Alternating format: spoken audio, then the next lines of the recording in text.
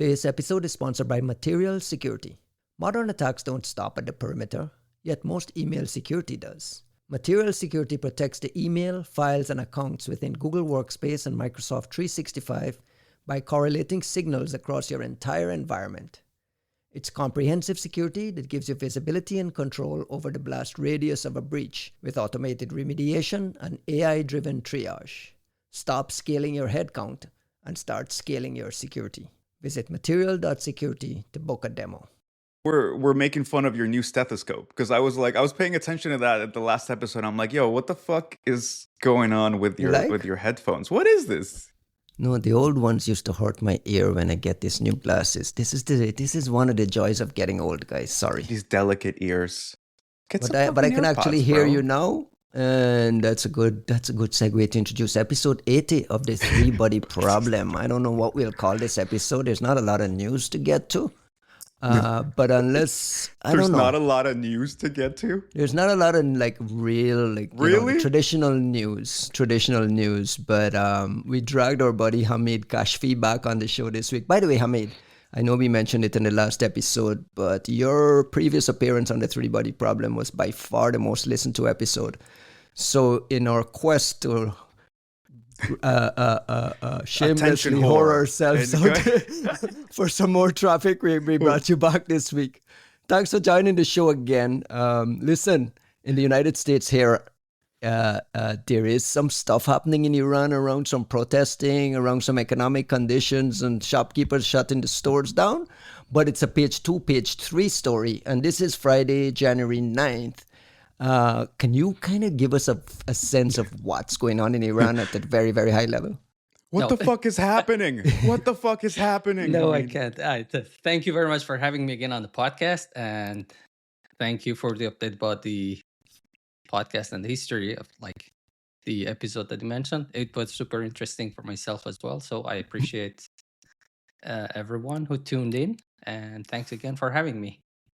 But back to the thing, what's going on in Iran, we were just talking to Juan and yourself that it's so much going on and constant updates and so much bullshit and so much fabricated news, so much PR going on and propaganda that even for someone who actively tracks media, knows what to look for and can figure out more or less what's bullshit, what's real news, it's a headache to dig through everything. So I can't imagine for someone who's not familiar with the context or with the culture even, or have updated news, figuring out what's going on, it's a big mess.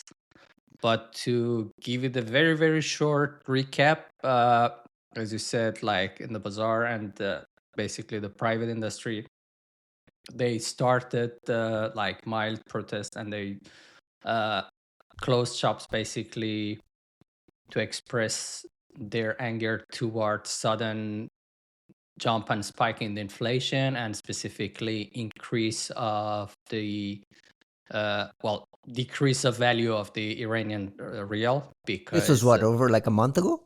About 3 weeks ago, yeah. So the government's agenda was to do an economical surgery, as they call it, to adjust the prices and inflation. And part of that was increasing the price of the US dollar in the market, like in the streets that they exchange hand. And that was a drastic spike and increase. And I think over past month, it has increased almost 20 some percent, which is unusual. And it has also hit record high ratio for, I think, as long as it has ever been tracked. So I don't know the latest one, but the day it started, basically all these protests, and a week before that, there was already a 5% increase.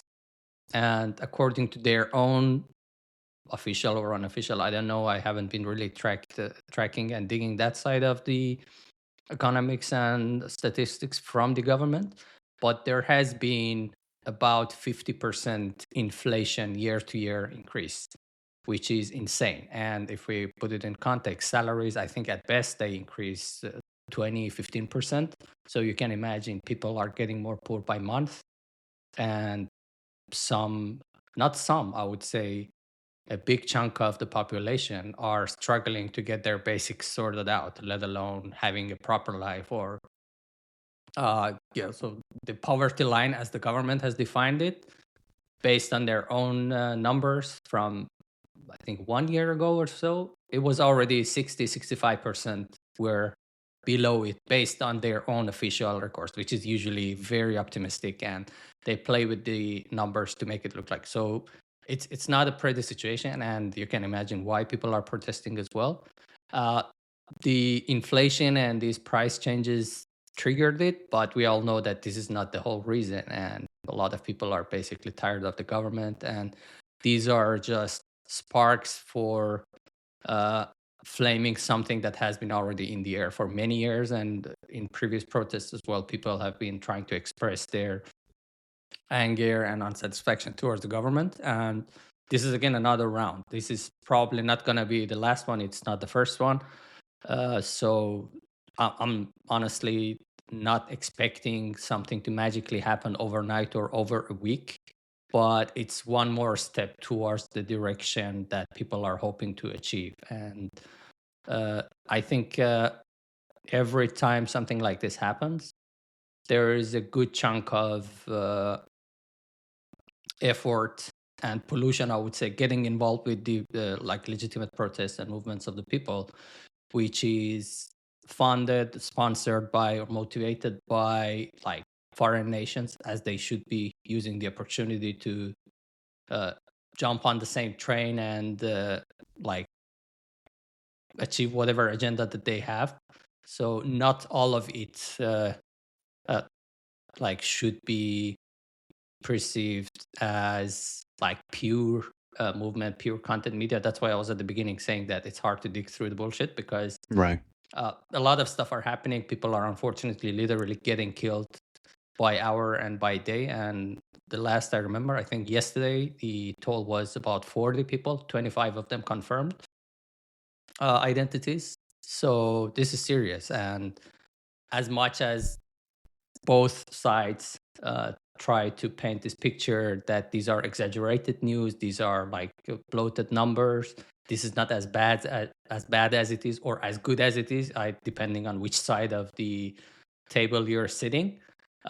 There is a huge movement going on, and there are huge protests going on in every street, in every city, smaller ones, bigger ones. It actually started from smaller cities, which is contrary to the previous case, which like capital and like other big cities were the big players. This time it has been more severe in smaller towns in the country, some cities that people have never heard of their names That's before. usually really telling, right? Like Yeah. that's when you know that would be the dream for like an external destabilizer, because in a lot of other countries, as far as I'm aware, it's when you see that groundswell of smaller sort of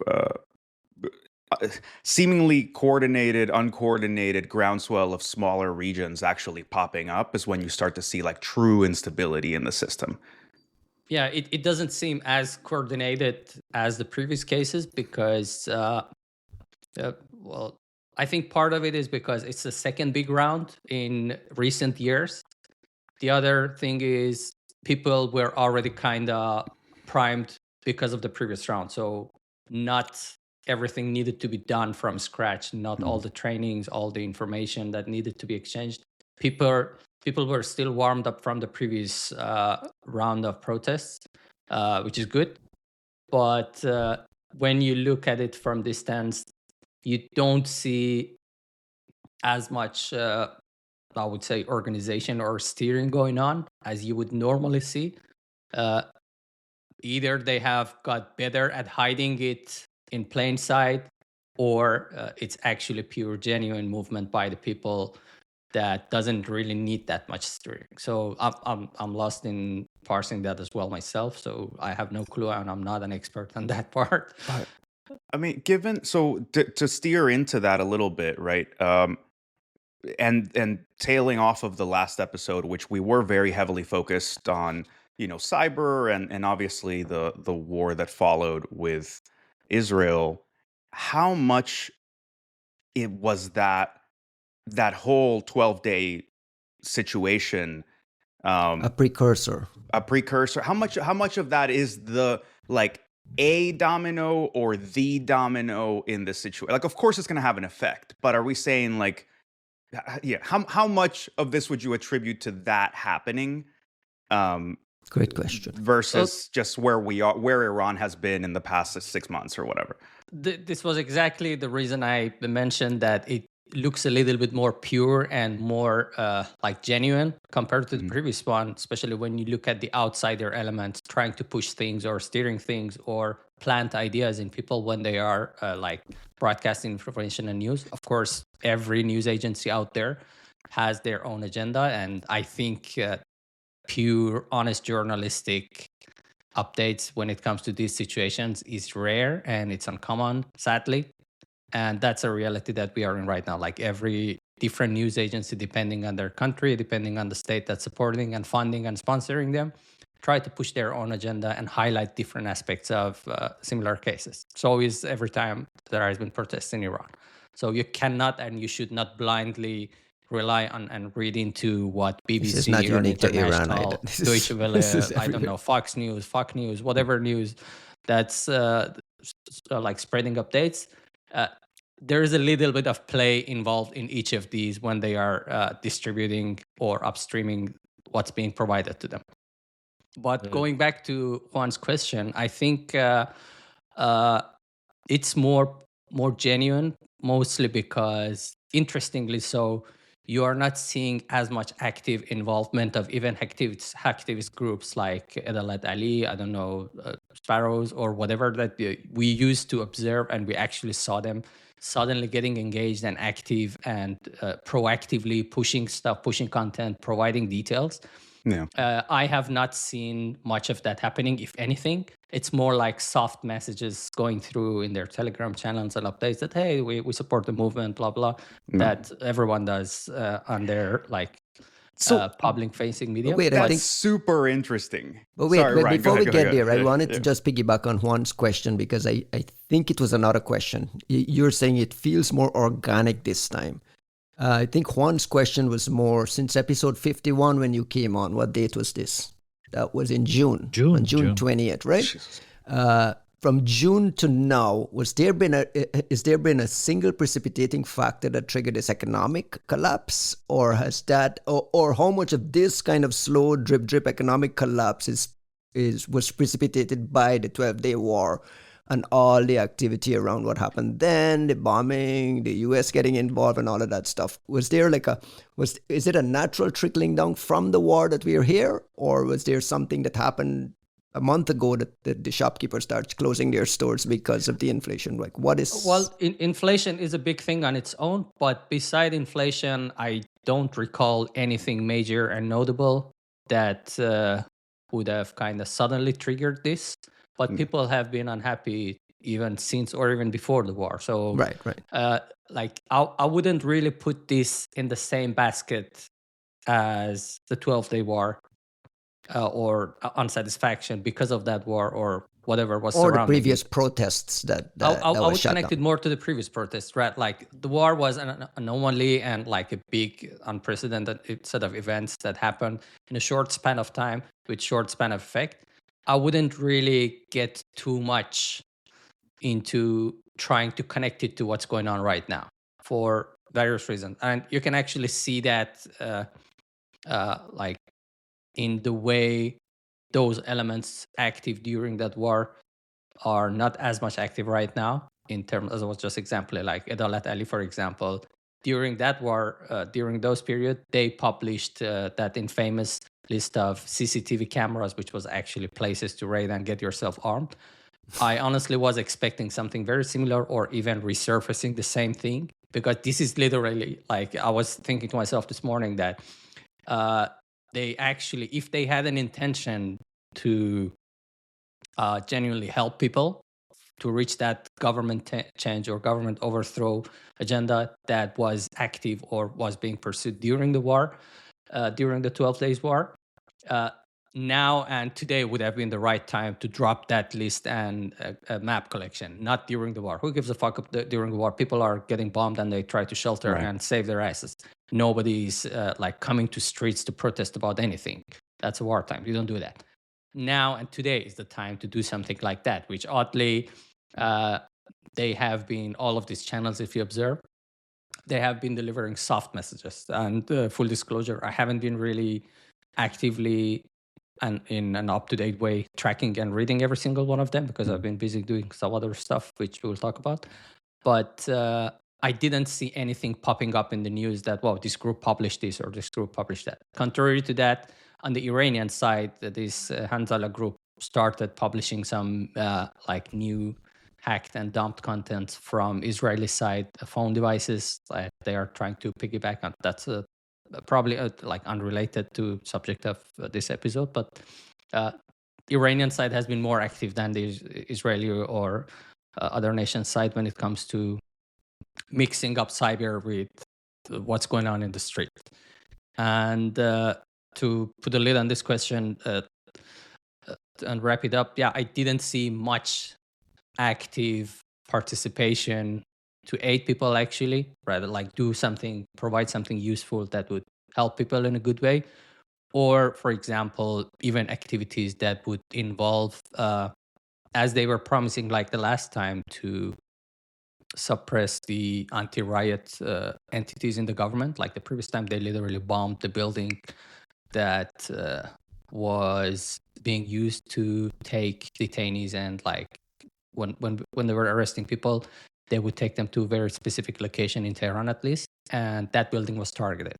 This time, you don't see much activity around similar things. Like if I was a nation state and if I was planting this and if I was trying to steer into this, I would, for example, actively engage with blinding the government or blinding the IRGC or counterintel services or whatnot to prevent them or block them from watching people, tracking people. You're not seeing that. Or we will talk about it later on a little bit. Costin. 1 second, Juan. Let me bring Costin here because we're 15 minutes in and I haven't heard his voice yet. Is this a big story in Europe? Is this like the number one story in your, like, whatever your CNN is there? No. Actually, they have CNN. It's like you said, we have Euronews. We have BBC, we have those kind of things. And we were joking right before the show. Ryan was saying he's watching Al Jazeera. I was checking Al Jazeera, but they were talking about Syria, other things. So actually, I wanted to ask Hamid, where does he get his news about Iran? Is it on X? Is it Al Jazeera? Where do you find news about what's happening in Iran? Because Hamid, you're in Europe as well, right? You're based in Europe. I have some sources. No, joking aside, I follow social media, but not in a random way. I have like different lists that I have been preparing or collecting over the years. So it's not something I suddenly decide to do. So if I want to tune into what's going on in the cyber world, I already have basically a tailored feed of updates of sources that I think are pushing interesting stuff. I have some technical sources that are not to be spoken of. I have been following a couple of news agencies like BBC, Iran International, Deutsche Welle, and some not because I trust them, because I have a couple of different sources that I can compare with each other and basically look at the discrepancies and see if something happens in all of them, it means it's more likely to be legit news. If there is like a specific interest or a specific focus on certain subject by one and the other two are not talking about it, then you kind of feel that there is a hidden agenda behind. Where does the average Iranian get their news from? Like your special case, obviously. Do they get news? Trenches. One. Right now they are blinded. Like there is always a place though. There is always that place where people can reliably go find out something. Is that happening? The coffee shop?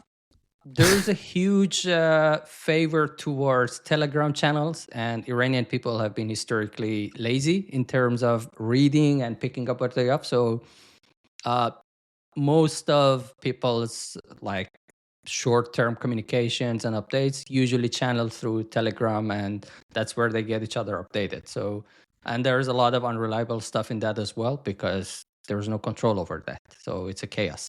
And But Hamid, sorry to interrupt you, but do any of these still work when the internet is down in the country? Like Telegram is still working, or is there any source that still works when the internet is dead? mostly no, but the internet, as like Cloudflare or others are painting it, it's not 100% dead.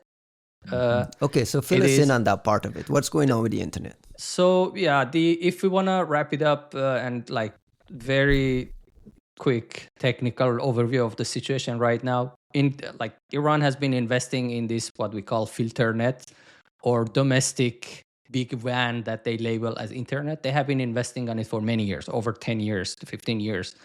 And the way it's supposed to work in days exactly like today is that they have been pushing and trying to steer all the private sector and the government sector to have a copy of their systems or their main systems operating from local and domestic data centers. So nothing unnecessary is routed outside of the territory of the country, technical and physical. And by that, it means they are controlling two important basically aspects of the traffic flow. One is in cases like today, they have complete control over shutting down internet access while maintaining some reasonable operational, maintaining some systems operational that are being used locally, like banks, government offices, and everything. If they cut routing like over the borders to Europe and US, nothing will really happen. Like applications, websites, and everything supposed to work. The other thing is they had this concern about the security of their content and their data and net flow leaving the country, which is of course every second agency's dream to like squat on them and watch them and tap cables and whatnot. You know the drill. That would supposed to also limit that aspect as well. So from that perspective, they have been marginally successful, but they have been leaking by other means, as we have seen all of these cyber attacks against them.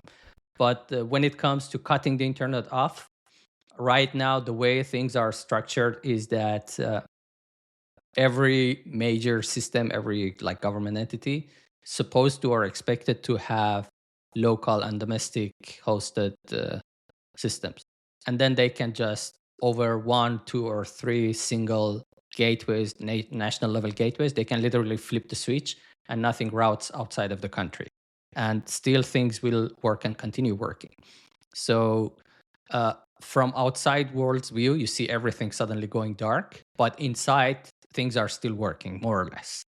And that includes some domestic news. They include some Very Iranian filtered and controlled. messaging. Yeah, I mean, if it's there, it's working. And some like instant messaging applications that, of course, have been developed. But when it comes to reaching from inside the country during these situations or during these outages outside, the trick that some people have been playing, and it's still working to a degree, is that they can't completely cut off internet because some stuff will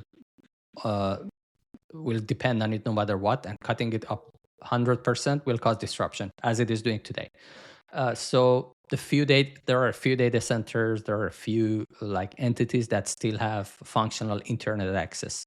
And what people have been doing were basically using these data centers, using these VPSs or systems as a medium to channel their traffic to the outside world. So piggybacking over different protocols, piggybacking over different applications, like the typical like C2 channels that we know in the offensive world that you use to exfiltrate your data. People are literally doing that right now for on daily basis to get access to the internet.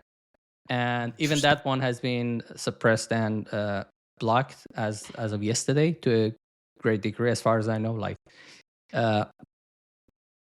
good time to shout out to Silas for helping and always be present and available for helping this stuff. We did something interesting, and I was curious to see in cases like this that are presumably 100% dark and outage, what's available and visible from Iran.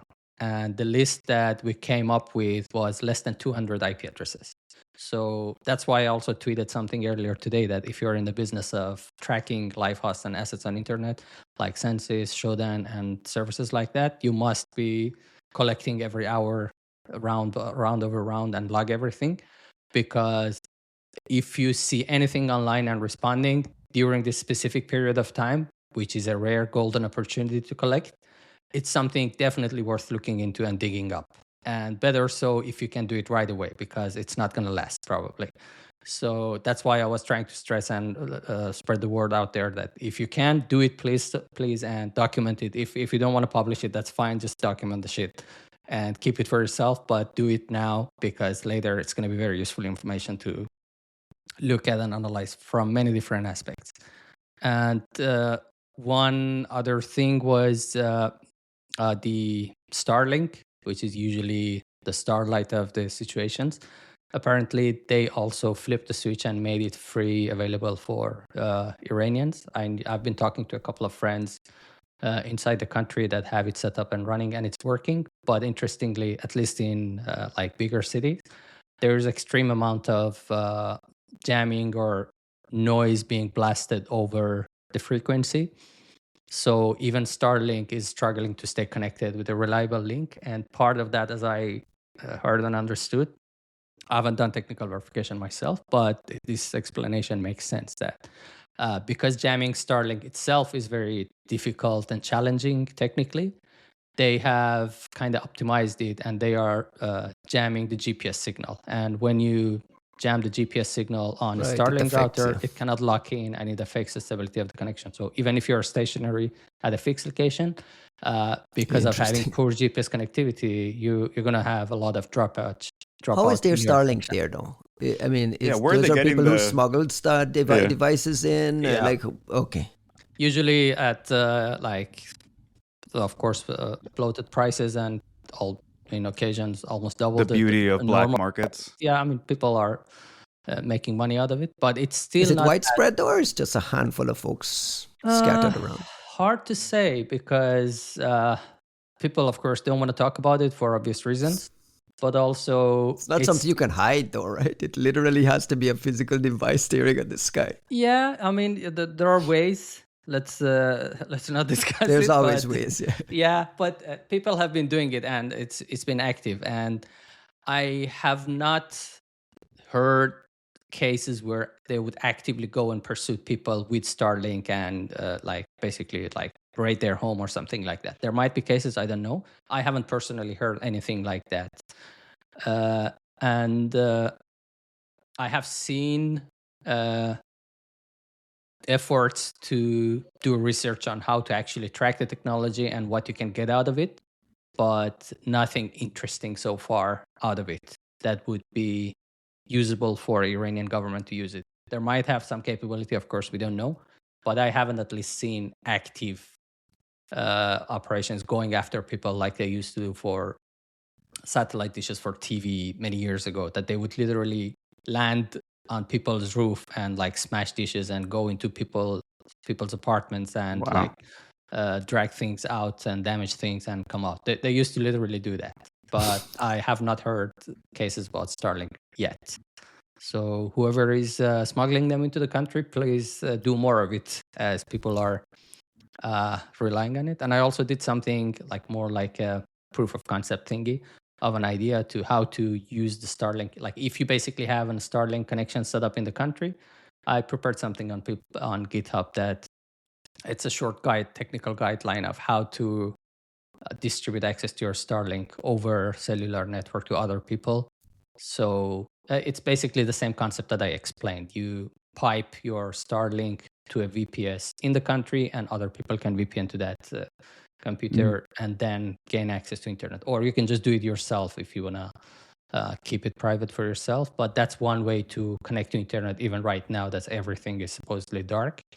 And it's useful because even the Iranian websites will be accessible this way. The whole idea is basically relying over mesh-based VPN implementation. So you connect one node to internet over Starlink, and then every other node that on the same mesh VPN will be able to access internet through the Starlink connection as well. That's the ballpark of it. And beside that, what else?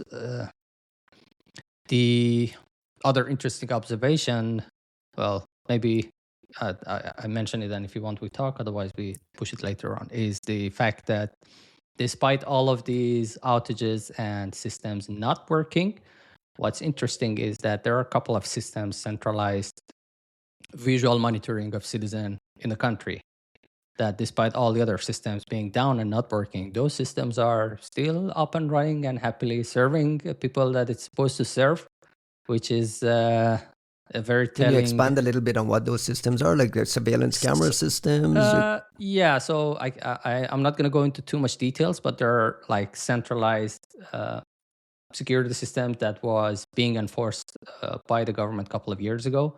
SAPTOM, it's if you basically own a shop or you're a private sector and you want to install a CCTV camera, it should follow some specific standards and requirements, and the government was mandating the private sector to follow that and get approved for that and distribute their own camera and set up a system for that.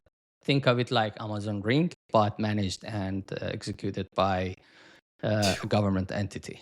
And blink, blink, I was warning about it like a couple of years ago. It's happening already, that they have been literally using that to watch what's going on in the street.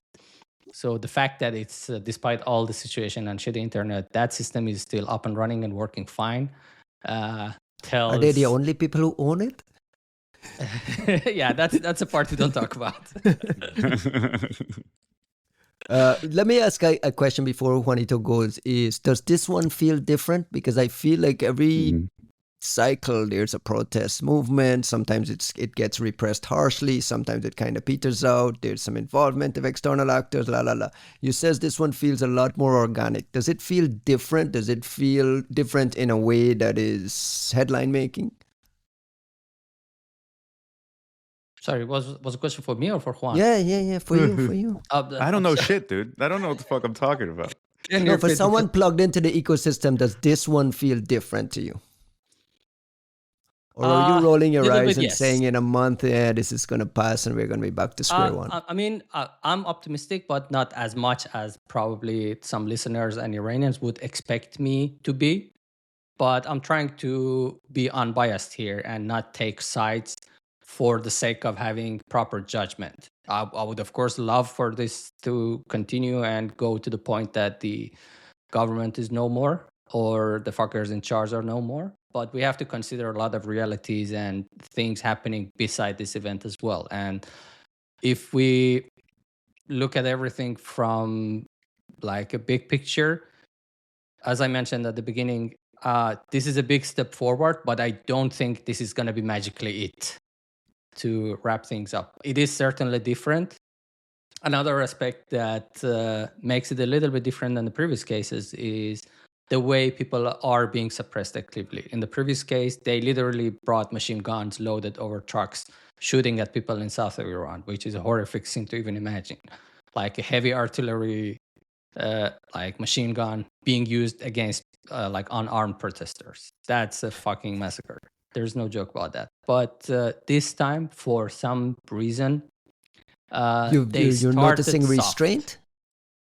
This time they started, or they claim, or they pretended to be the case that they started a softer suppression of protesters. And they are telling that we are hoping to be as soft as possible against protesters until it crosses a line which they consider the national security. That's at least on paper what they claim. In reality, still, we are seeing people getting shot and getting killed in the streets. And of course, it takes time to verify all those cases, but that's the reality that's happening. But even so, I'm hearing from like friends in the streets that it's actually an interesting connection to the internet outage. In the previous case, and I also tweeted this morning myself, that usually it's a sign that something very nasty is gonna go down in the streets because of the outage, because they don't want the world to see. This time, at least one take on this approach was interesting, and I think worth thinking that this time, of course, part of it is going to be that. So they're gonna have some aggression towards the people, and there's going to be active anti-riot, like police doing the shitty things that they do. That's inevitable. But this take was telling basically that they make it dark, so people think this is going to happen again. So there's a fear factor and there's a deterrence factor on its own. But in reality, maybe they don't want people to see that they are going softer against protests, because for some cities like in Tehran and Mashhad in particular, when you look at the footage, like there are like 4-lane wide streets that are fully packed with people and cars. And according to the people in the video, this is unheard of and unseen even in the previous case. So the scale is certainly growing, but the aggression is not growing as much as last case. So if we say for every increased day of protests, the aggression would increase by 10%, based on what I've been perceiving, it's not as much. I'm not saying it's not going to happen. I don't know. But at least this is another way to look at this outage. So perhaps the reason is not necessarily dark to a percentage. Could be that they, for the sake of their own, I think, longevity and staying in charge as long as possible, they don't want to. They basically want people to blow off some steam and let it out in a little bit more controlled way, without letting it go too dark in a sense of like killing people. But they don't want the world to see that. That could be one reason. So with that, you're kind of leaning into where my thinking has been, which is so I admittedly have this bias, and I for years, and I'm trying to work through it, which is I get excited by the promise of change because a situation that's familiar is boring, so like sorry to like minimize the effects on people and everything. It's very real, but as an analyst, right, being on the other side of the planet, right, seeing the same thing feels kind of depressing. So I can tell that I have this bias where when I see something change in a shitty situation, in a place where like people are clearly unhappy, I want to believe that this is it. And every single time I want to believe that this is it, right? You see some shit going down in Russia and you're like, oh, thank God, like this is going to be the one that does it. So like I'm admitting this bias. I have to admit this bias to myself in order to like not get too suckered by my own desire to believe. At the same time, I think it's really interesting to see the convergence of material changes and conditions in this situation as an outsider, in right, like your military might has been shown to be sorry, I say your, right, like the regime's military might has been shown to be kind of a farce, right? All the money went into building yourselves up in this ridiculous way where you could project power. Didn't work that way. Didn't work that way with Hezbollah on the outside. It doesn't work that way internally. Doesn't work that way with the missile program. Then financially, you're in disarray. Then in cyber operations might not be the most important thing, but a lot of the attacks on the banks and whatnot, I think, create a sense of insecurity that's very different than just there was some ransomware or somebody tried to slow down nuclear ops, nuclear development. So those convergences actually make me interpret Adalat Ali stepping back, Predatory Sparrow stepping back, almost as a statement of faith that something is different. Because what I will say, and this is something that we kind of realized, I think I'm going to guess even the Israeli government realized in the last one in June, which is if this is the time that the Iranian regime collapses, the one thing that will sour that victory is being seen as the person holding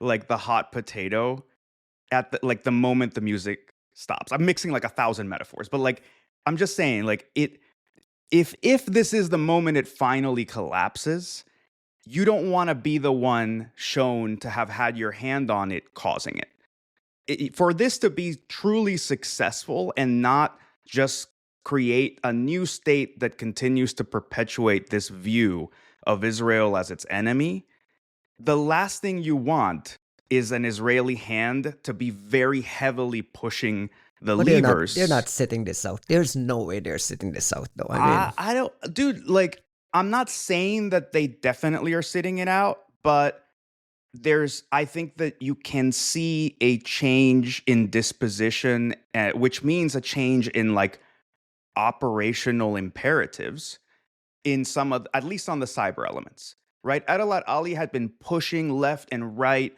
There were the TV things calling for revolution, the posts on Instagram, Telegram, Twitter, revealing corruption and all this stuff.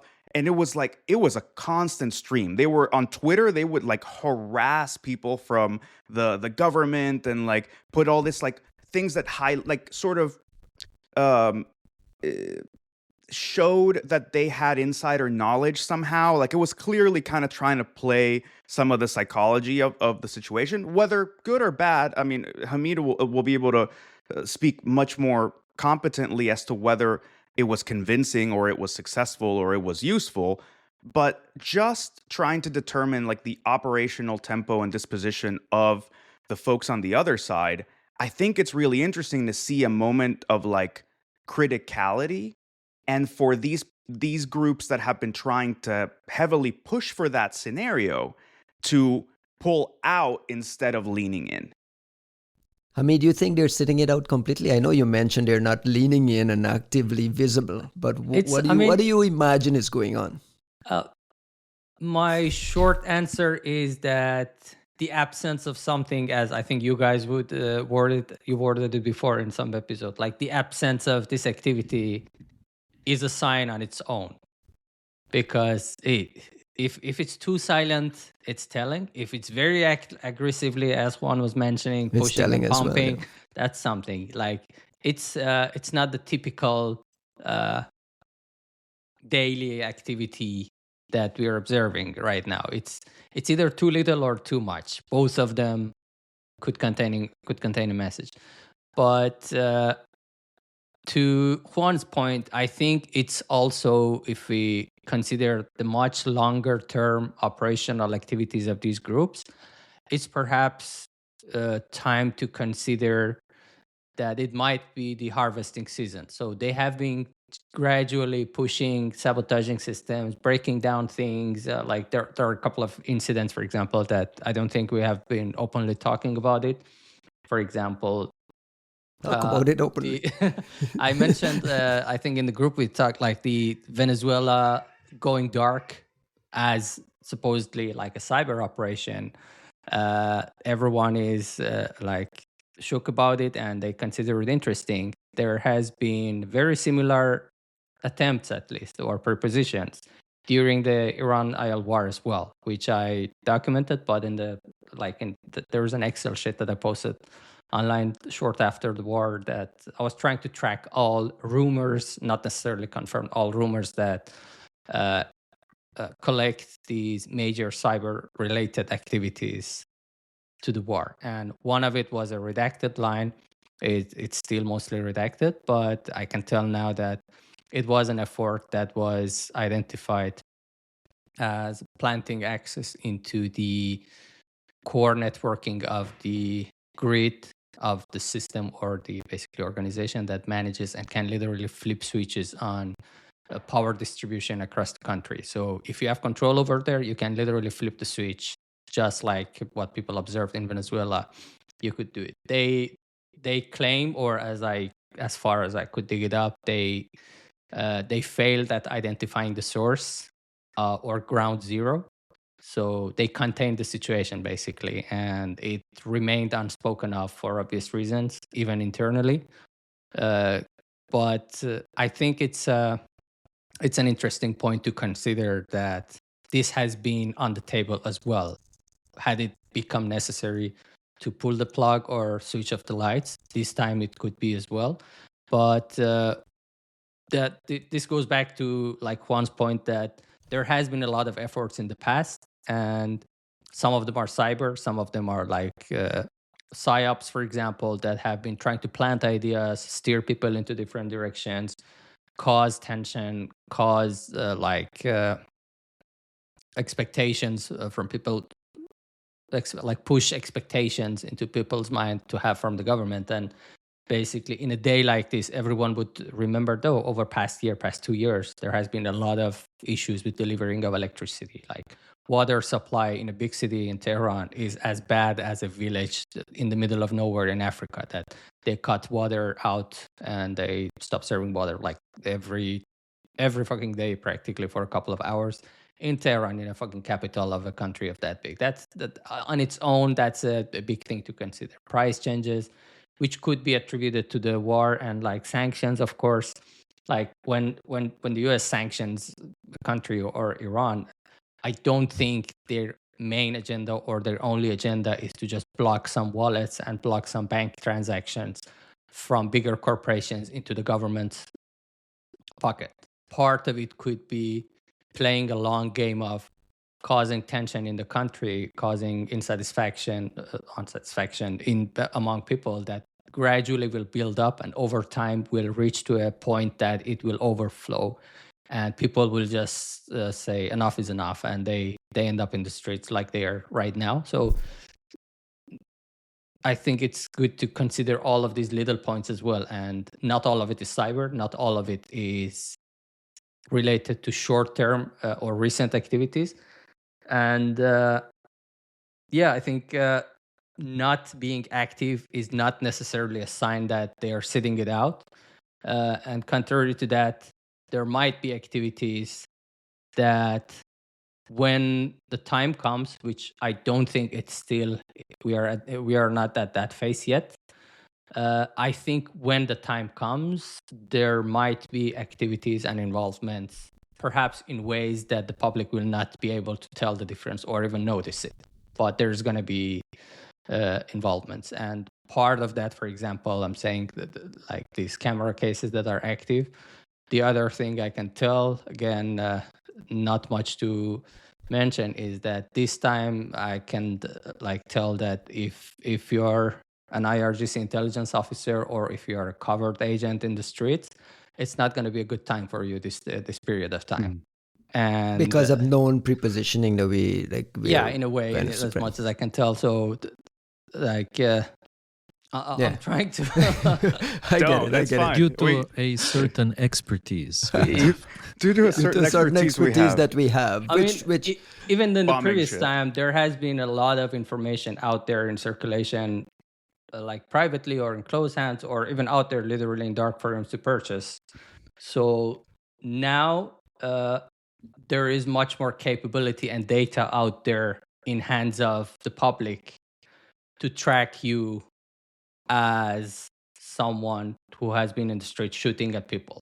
There's going to be consequences, basically. And people have the means and have actually shown actively doxing these people, which I think mostly is because of all this leaked data from the past 2 years from the banks and whatnot. You can literally see that someone has a face out there, someone has a phone number or something out there, and people are in like doxing the full address and home address and parents and whatnot in just a matter of minutes over Twitter. And that's just random Joes digging random openly available databases. Right. It is not coordinated campaigns. Yeah. And you can imagine how worse and how more detailed and organized it will be if there's going to be an orchestration or an entity or a group or a threat actor or whatever behind it, how more cleanly and how more severe the effects can be. So this is just something to consider. That's why I'm saying it's not a good day and a good time to be in the business of shooting at people during protests.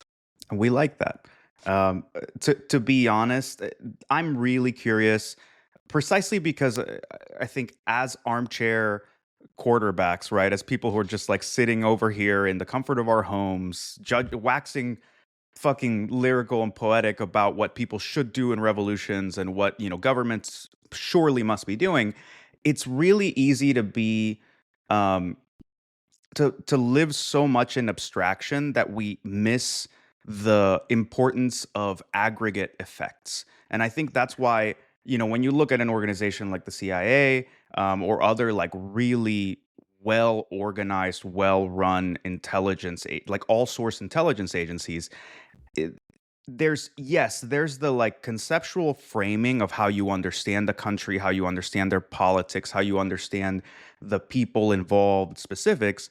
Then there's the really important part of what is happening with the finances, what is happening with the volume of people's turning sentiment. We've talked about brain drain, we've talked about people dying, we've talked about a lack of like enthusiasm in the regime and people not even necessarily wanting to support them as much as they might have before. And it's really, I guess what I'm trying to say is like, it's really easy to think these are factors in like a binary way. Like, yes, it's a factor.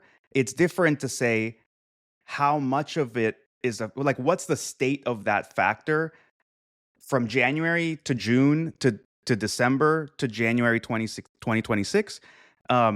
Because I think that's where you determine what the regime can even do, right? Like if we talk about like, oh, they're going softer on protesters this time, it presumes that they have the choice to go harder.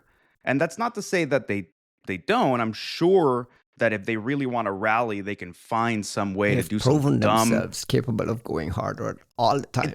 Well, Juan is don't touching know. on a good point. Sorry for interrupting, Juan, but I think it's a good time to plug it. That it's not exactly and fully by choice to be softer on protest this specific time. Partly, if we look at like the U.S. administration, how they are addressing it this time, and how they I was going to ask this. Yes. Yeah, how they are approaching it this time.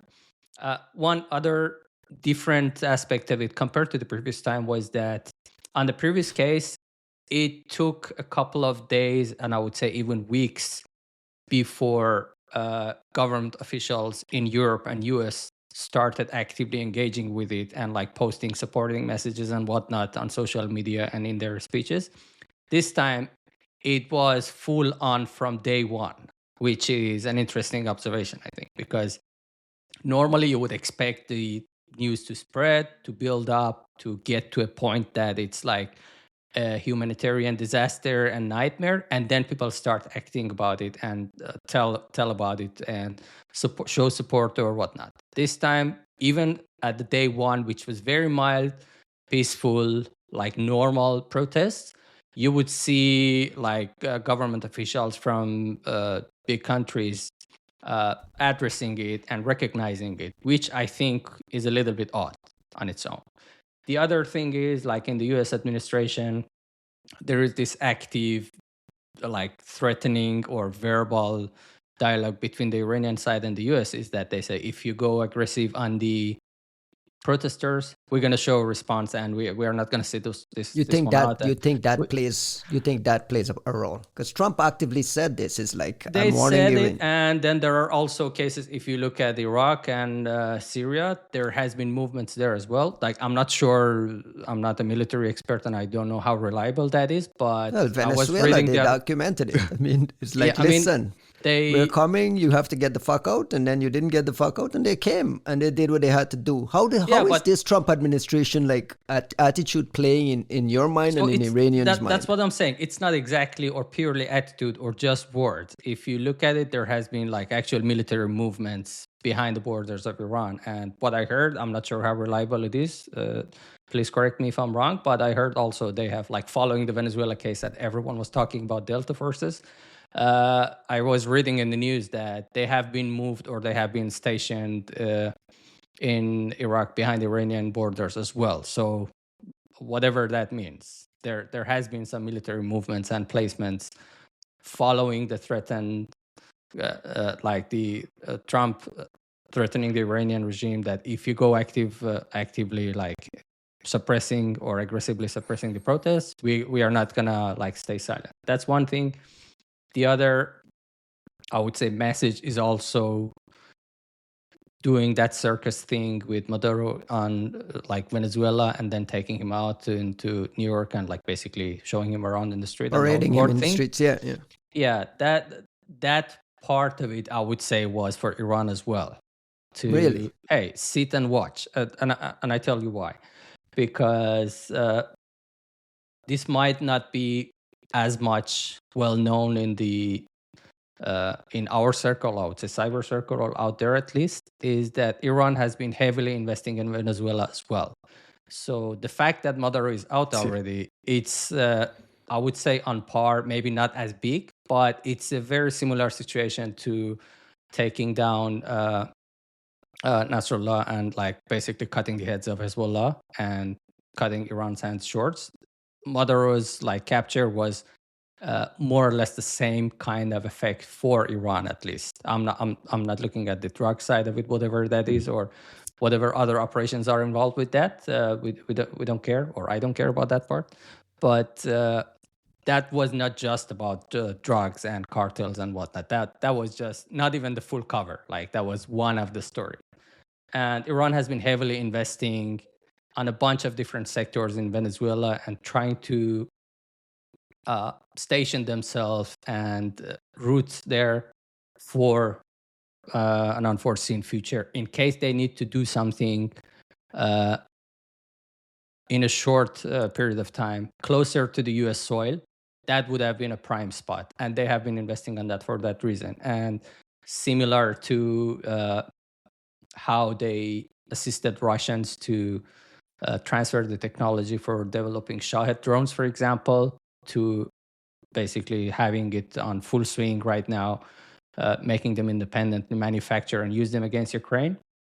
There has been efforts to do a similar thing in Venezuela as well, which is, I don't think it's covered as much, but think of that as gone as well right now, because Iran invested a lot on that. And also on the finance sector, I'm not that much reading into that, and I haven't been following, but the fact that they have also lost a station, basically, or a base in Southern America, that's also a big message on its own as well. So this is another reason that Iran might be actually taking it a little bit more serious than just public speech by Trump threatening them to don't go aggressive on Trump. These are the things to consider as well.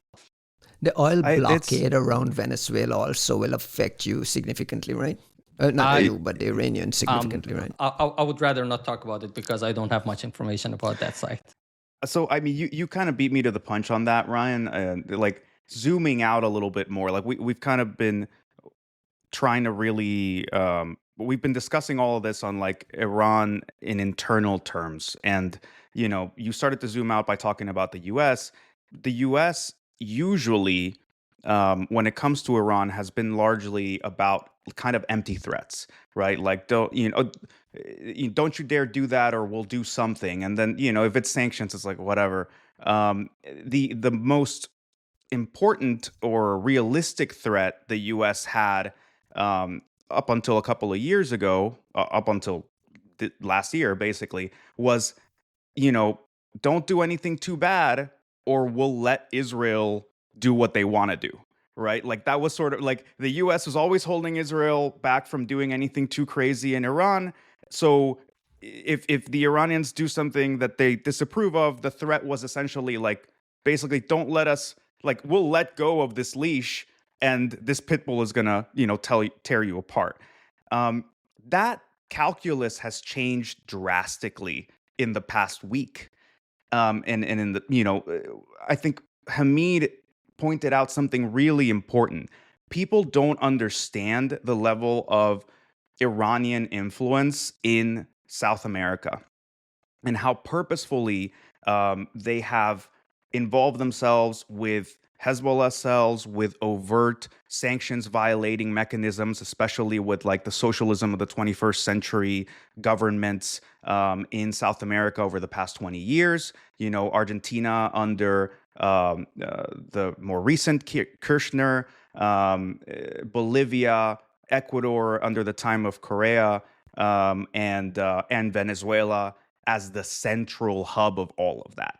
Venezuela has basically been like the money vehicle in all of these like proxy South American operations for the Russians, the Cubans have basically brought the like OPSEC and expertise from like an intelligence standpoint, from a security standpoint, and the Venezuelans could actually throw resources around, largely based off of the oil and this sort of like dark trade of oil and sort of rarer minerals and things that they have as like natural resources.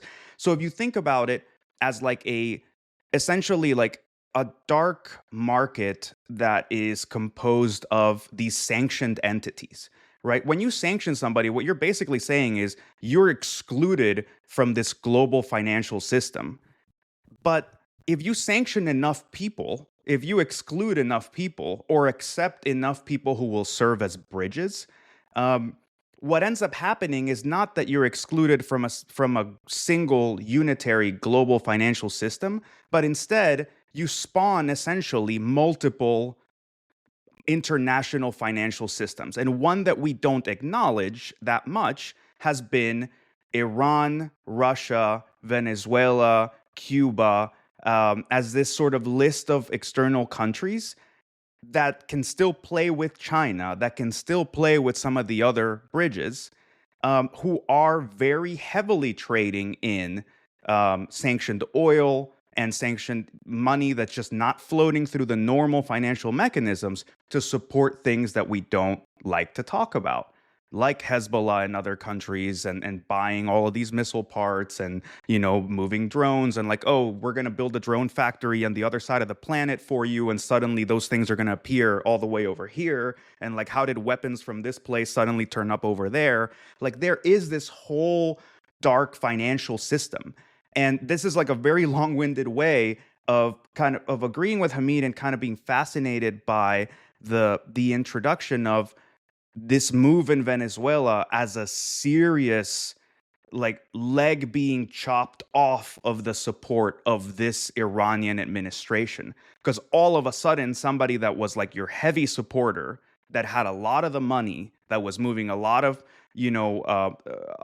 just a chunk of your financial world, which is very small, has suddenly been thrown into chaos. I doubt that they're operating the way they were before Maduro disappeared, right? So this is a particularly precarious moment for Iran. And it didn't click for me fully until we started to have this conversation. Does that sound like, Hamid, check me if I'm kind of like just waxing a little too far out? But no, it's actually like on par with what I've been thinking about recently. And it's not just Iran, Hezbollah as well, since the like Israel basically going medieval on them. It has been also a new choice, an investment for Hezbollah as well, because they needed to source their finances one way or another. So they turned into Venezuela and drug money basically to fill their financial holes. So does Iran. So that, we say we don't care about the drug part, but that actually has been part of the money machine that Iran and Hezbollah has been sourcing their finances from as well. So it's not that like it's only other like economical things, investments or technology transfer and things like that. One open question that I have, if anyone can fill the gap and answer and has a better insight on it, I would love to learn, is the involvements and cooperations between Venezuela and Iran in the cyber world. Because Iran systematically and historically have been exchanging information and exchanging talent and even at operational level with some of their closer allies, like in Iraq, in Syria, in Afghanistan, with Russia. There has been some back and forth and exchanges going on the cyber capabilities domain as well.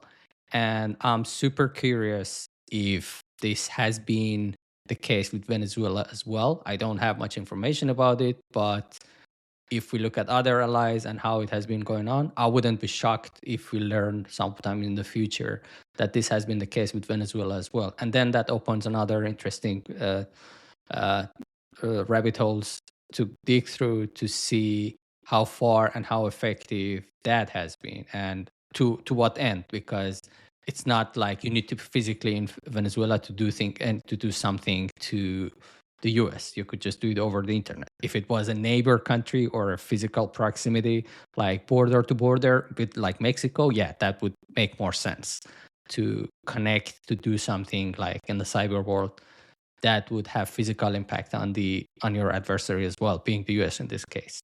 Similar to what we observed in Palestine and Lebanon, for example, like having borders with the Israelis, they were running like terror operations, like planting bombs by someone physically crossing the border, going to a bus station in Tel Aviv, planting something while they are watching that person and recording it on the CCTV camera that they compromised on Israeli network. And this was part of the works of this recent KittenBuster thing that we talked about a while back. That was literally the case of like mixing kinetic and like operation. And Amazon Report also recently published about Iran mixing cyber activities and cyber operations live during the conflicts with like kinetic effects, like these Houthis. They were targeting some container or some ships sailing around that were hacked and were monitored by the Iranians. I think in a very, very short period of time. I don't remember the words from the Amazon, but the time frame was basically live operation of tracking the ships, having the live locations, and then providing it to Houthis, and then they would launch missiles against those ships. So I'm curious, what is it like between Iran and Venezuela in that domain? And that's an open question for myself. I know, Shout Hamid, out you got CJ Moses. Sorry, go one. I was just saying, shout out to CJ Moses, hardest working man in InfoSec. Amazon Threat Intel team. Love these guys. Hamid, I know you got to drop soon, but I just wanted to pick your brain, and you mentioned it just very briefly, dear. KittenBusters. KittenBusters and its exposures of CharmingKitten. Since you came on the last time to now, we've seen some new episode drops. You just mentioned that information is out there identifying folks. What can you just bring us up to date on KittenBusters, what we've seen over the last 3 months, and where they are now and how they're playing into all of this? So I would say the most interesting thing is the thing that didn't happen directly as I was expecting until like the very recently. They had like a couple of episodes gradually releasing more details and information about it. I think we're up to episode 5 now, right? There, I think 4, or maybe more. I'm embarrassed to say that I have not engaged with any of these. Like I'm curious. I know it's interesting, but I just haven't had the time like at all. So like, Hamid, if you don't have to run right away, like what the fuck is going on that side? Yeah. I recently talked with Grok and like on the Risky Biz podcast. Yeah, you can plug the podcast on the Risky Biz. On the Risky Biz, the second show that the Grog does. What is it called? Between Two Nerds. Between Two Nerds. Yeah. So I went full details on about mostly KittenBusters there, but if you don't want to go listen to all of that, I can summarize it very short. That like right now we are at the 4th episode basically that they've released on the GitHub, and what the last episode brought, which was I think super interesting, was providing evidence that some of the other threat actor groups that were previously presumed but not directly attributed or linked to KittenBusters turned out to be KittenBusters as well. And Moses' staff, or I don't know, someone holding something, having something, type of naming actor groups, all of them were KittenBusters. There's like 4 or 5 of them in the like Ibrahim Axe, Moses' staff, someone's Ding Dang. They were all in that Excel file that they published on the GitHub, and it shows that they were not only operating under their own name. And those groups are particularly interesting and important, not just because of their names, but because of the scope of the work that they were doing and the areas that they were focused on. So it looks like an internal team in their like small team focused on specific sector and types of operations, which like Moses' staff was doing, for example. Now we know that it's all under the same umbrella of IRGC counter intel unit. That's one thing. The other interesting That's what we part, learned from this last batch of drops, that it's yes. directly So we connected. now have solid evidence, and you could actually log in still. Some of the credentials were still valid. You could actually literally log into like DNS provider logs, hosting provider logs, and see their previous purchase history for that specific domain or IPs and stuff that are known IOCs attributed to those groups. That's one thing. The other thing, which I think was super interesting and nicely timed with the Amazon threat intel report about kinetic effects of attacks, was that for the first time, we also have a view or evidence of a cyber operation unit presenting and demonstrating capabilities of combining cyber and kinetic effects in a way that they were publishing the like videos and demonstration and documents showing that the same IRGC unit that sits on top of KittenBuster, like in organization chart, they were also presenting proof of concept UAVs that can be used to target individuals, and their goal was to deploy it in the Israel for operation. Not sure if it's been used, the same exact model or not, but there is a video of demonstrating it and also documents supporting that this is the intention of using it, literally combining these two domains together, which was interesting because I think with a day or two difference, Amazon report was also published. And then the last bit, which I just mentioned, it was an episode that I was expecting but didn't happen. I was joking on Twitter that it's a great time for CharmingKitten or KittenBusters to actually release their episode 5, which would be focused on this aspect of combining kinetic and cyber. And I was expecting it to show up on GitHub as episode 5. It didn't. But on Iran International, very shortly after that, they published... Iran International is a Twitter account, right? No, Iran International is this news agency that's like they are sponsored or they focus on... I might be just thinking of another one of those fake Twitter accounts. No, IranIntel.com. So they published an interesting story about KittenBusters without mentioning who their source is or how they obtained it, or even talking about the KittenBusters GitHub repository previously. They casually dropped a bunch of documents and evidence that supports exactly what I just explained to you. But it was very obvious that it's sourced from this KittenBusters group. And it was interesting to me that this was published and they perhaps realized that like nobody is tuning into a random GitHub repository to interpret this stuff. Journalists don't give a shit about like GitHub and go dig a lot of raw documents to figure this out. So I think they just changed for amplification, yeah. Yeah, I just think they just changed their PR strategy and reached out to news agencies to do a proper episode exposure, or reporting based on raw data. And I think they did a decent job because they connected the dots nicely and they had a pretty decent coverage. I'm just going to find it and... I'm surprised more US-based national security, cybersecurity reporters, the folks that listen to this podcast, haven't done anything on KittenBusters and these episode drops and trying to connect it and trying to figure out what the signals are. It's not easy to go through these GitHub documents and open a spreadsheet without context. It's in Farsi and the language is different, and you're just like, to the rest of us, it's a drop that we can never really parse properly. There were a couple of cases that like domain tools. I think that their threat intel team also published some reports, but all of them were basically rehashing what's in the repository. And I also did an LLM based automatic analysis with some hand manual updates of the results. But the gist of it, I already published on GitHub as well, like a summary of IOCs, a summary of names and individuals and whatnot.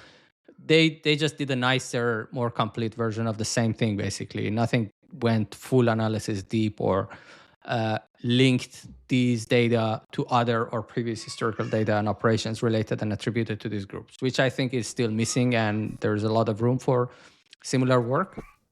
On the other hand, I also think that that chapter is already closed, because whatever meant to be exfiltrated from that network, whatever information could have been exploited and obtained from that operational group, has been already captured and exfiltrated. So it's now a matter of like strategic decision, what to do with it, when to use it, when to burn it, where to use it against Iran, for example.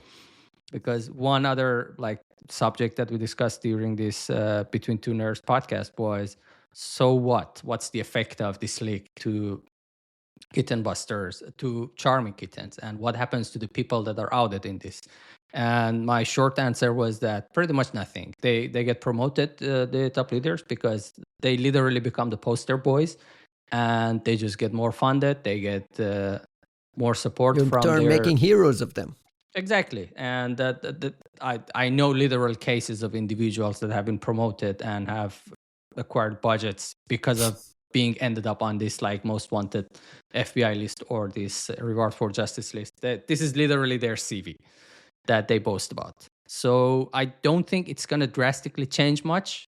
It's certainly going to have effect on them in a sense that they need to reorganize, they need to rekey. And one less spoken aspect again is that usually when these big leaks happen, there's a heavy internal effect on the individuals involved with these groups and companies and offices, because they question every single one of them very hardly and very harshly to identify the source of the leak and to figure out if there is some, I don't know, sleeper agent or something. They go medieval on them. And that on its own has a mental effect, which might be like one outcome of such leaks. But if we skip that, it's not, this leak is not going to make CharmingKitten disappear or stop from operating.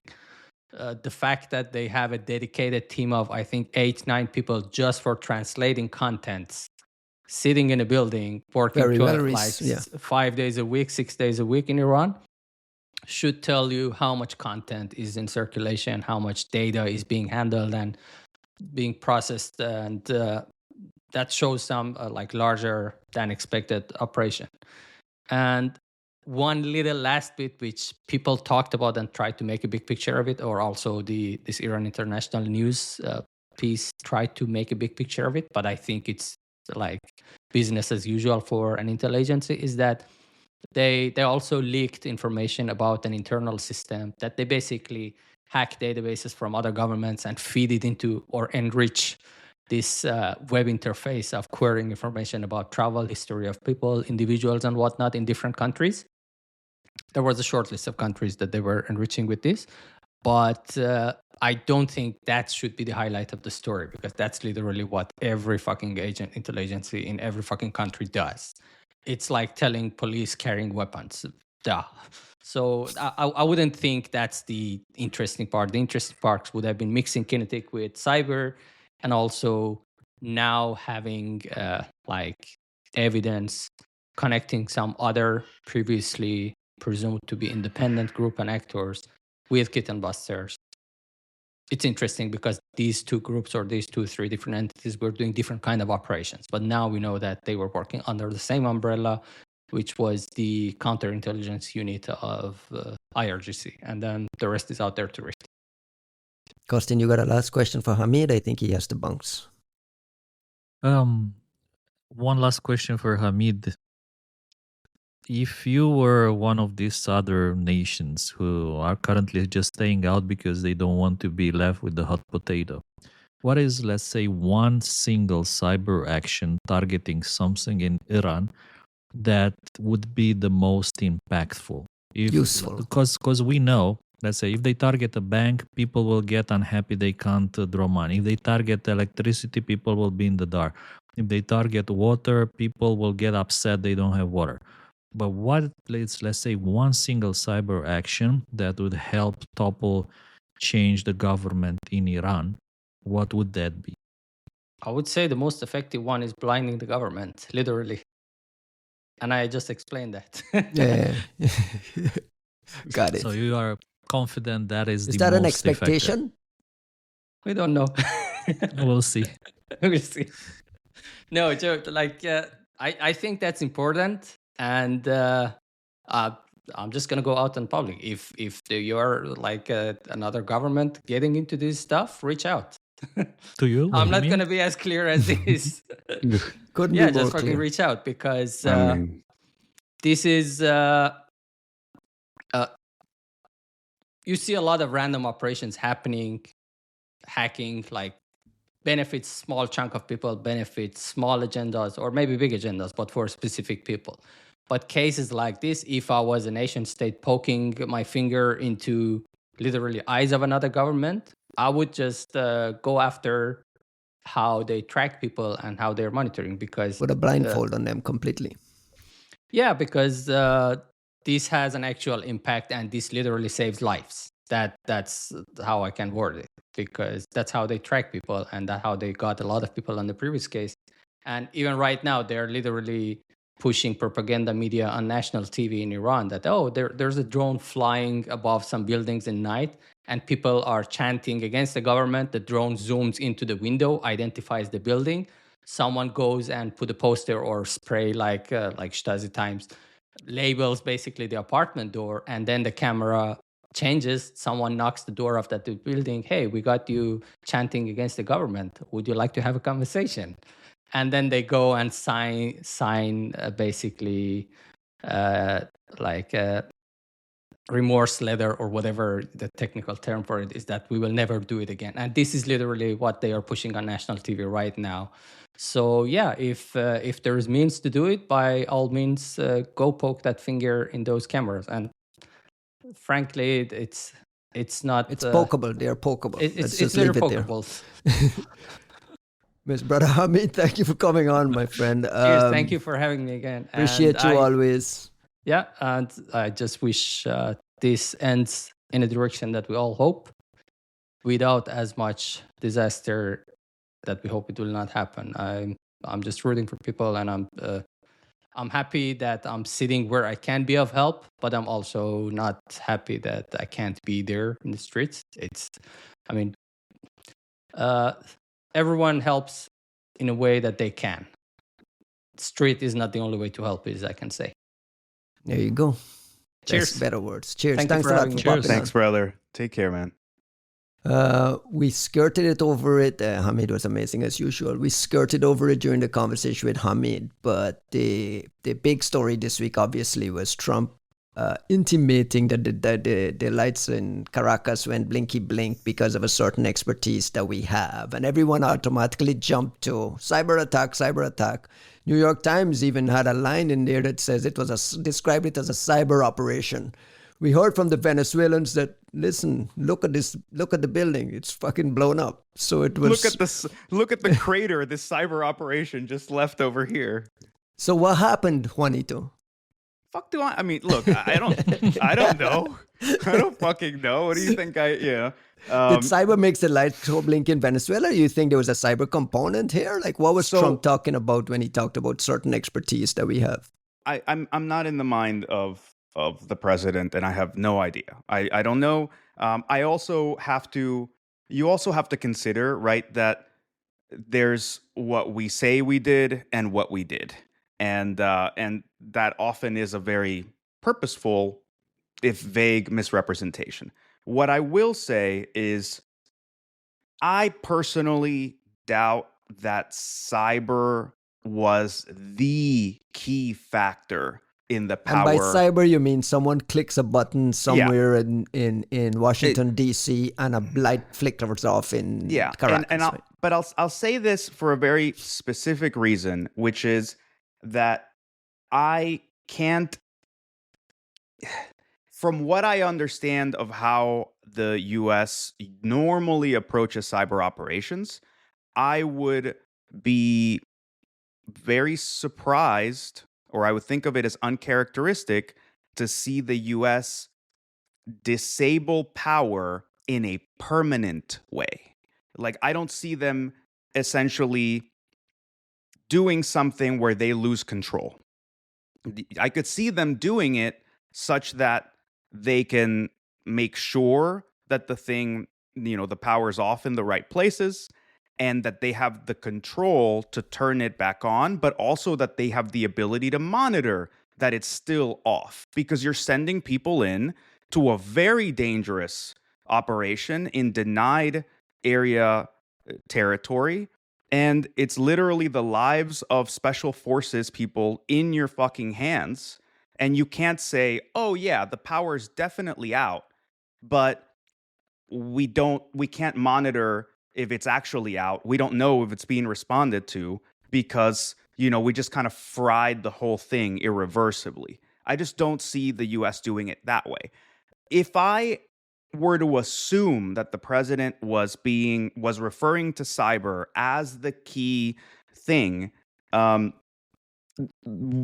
what I would have assumed is maybe they initially use cyber to take the power out, or to down the radars, or to blind whatever anti-aircraft stuff, like whatever it is, and then some part of the special forces goes and bombs the a specific substation, right? So that they, moreover, that they knew what substations they needed to bomb, that they knew exactly where people were, that they knew that that they would show up at this place and this was the state of the security, and this, I am dead certain that cyber was a factor in all of that. There's no shadow of a fucking doubt that cyber espionage would have played a critical role in the preparation of what, you got to give special forces credit on this. Whether you agree with what just happened or not, we just fucking magicked ourselves into a country and took literally the most important person in the entire out of the place army headquarters alive. Just vanished them overnight in Nike Tech PJs. I understand that people have strong thoughts and feelings about whether we should do this, but I do think we need to take just 2 seconds to be the Russians and other people must have been like, yo, it's just it's such a fucking crazy thing to do that you have the ability to do that. Right, not just not, dude, and that's where cyber came in, right? They had to have been a complete pawnage of Venezuelan networks. The CIA was rampantly operating there. I mean, yeah. Trump was openly saying that the CIA is on the ground long before this operation. Yeah. I mean, look, yes, though, again, to make sure that we're not kind of over-aggrandizing the cyber, we're trying to address the fact that the president sort of made this opaque reference that we read as it being about cyber, and I'm dead certain that cyber, and probably CIA cyber, as not just Cyber Command or whatever, must have been involved heavily in a lot of the information that enabled this. But especially if you're talking about CIA being involved, I don't think they're taking these decisions on the basis of cyber alone. You're making these decisions with high, well-placed assets and very immediate, very real, very the kind of, look, guys, this country, you can think whatever you want about the intelligence community. You might hate spies, you might disagree with what people do, but the way the US does intelligence is holding itself up to such a rigorous standard that it doesn't always play that way. There are mistakes. There's always an asshole that does things wrong, blah blah blah blah blah. Still, the standard. No, still, I think so. I mean, obviously, you have a lot of brain drain, you have a lot of people leaving, you have whatever, but the way that these organizations train people and the processes they try to have, we can complain all day about them being too timid, too pussyfooting, too politically risk averse. A lot of that is the bureaucracy and the system. But a lot of that is the bureaucracy, and you always have to remember, and people always, people forget this. There's very little meaningful decision making that's happening inside of the intelligence community. The intelligence community serves very much as an arm of the executive, of the president and these very high level folks, and they will often they would rather die than be the ones who chose to do a thing instead of the president or whomever is actually in charge getting choices and saying, Mr. President, we can go with this, this, or this, and this is what we think the right choice is. But they're very they bear the brunt of a lot of outcomes, oftentimes outcomes that they have no control over, and sometimes over outcomes that they did have some involvement in but didn't make the decision for. So sorry, I guess this is like a very sort of out of nowhere defense of the IC, but it's more to say that with that in mind, I think we need to take a minute to like just marvel at what just happened from an intelligence standpoint and from an operational standpoint, what Delta Forces can do.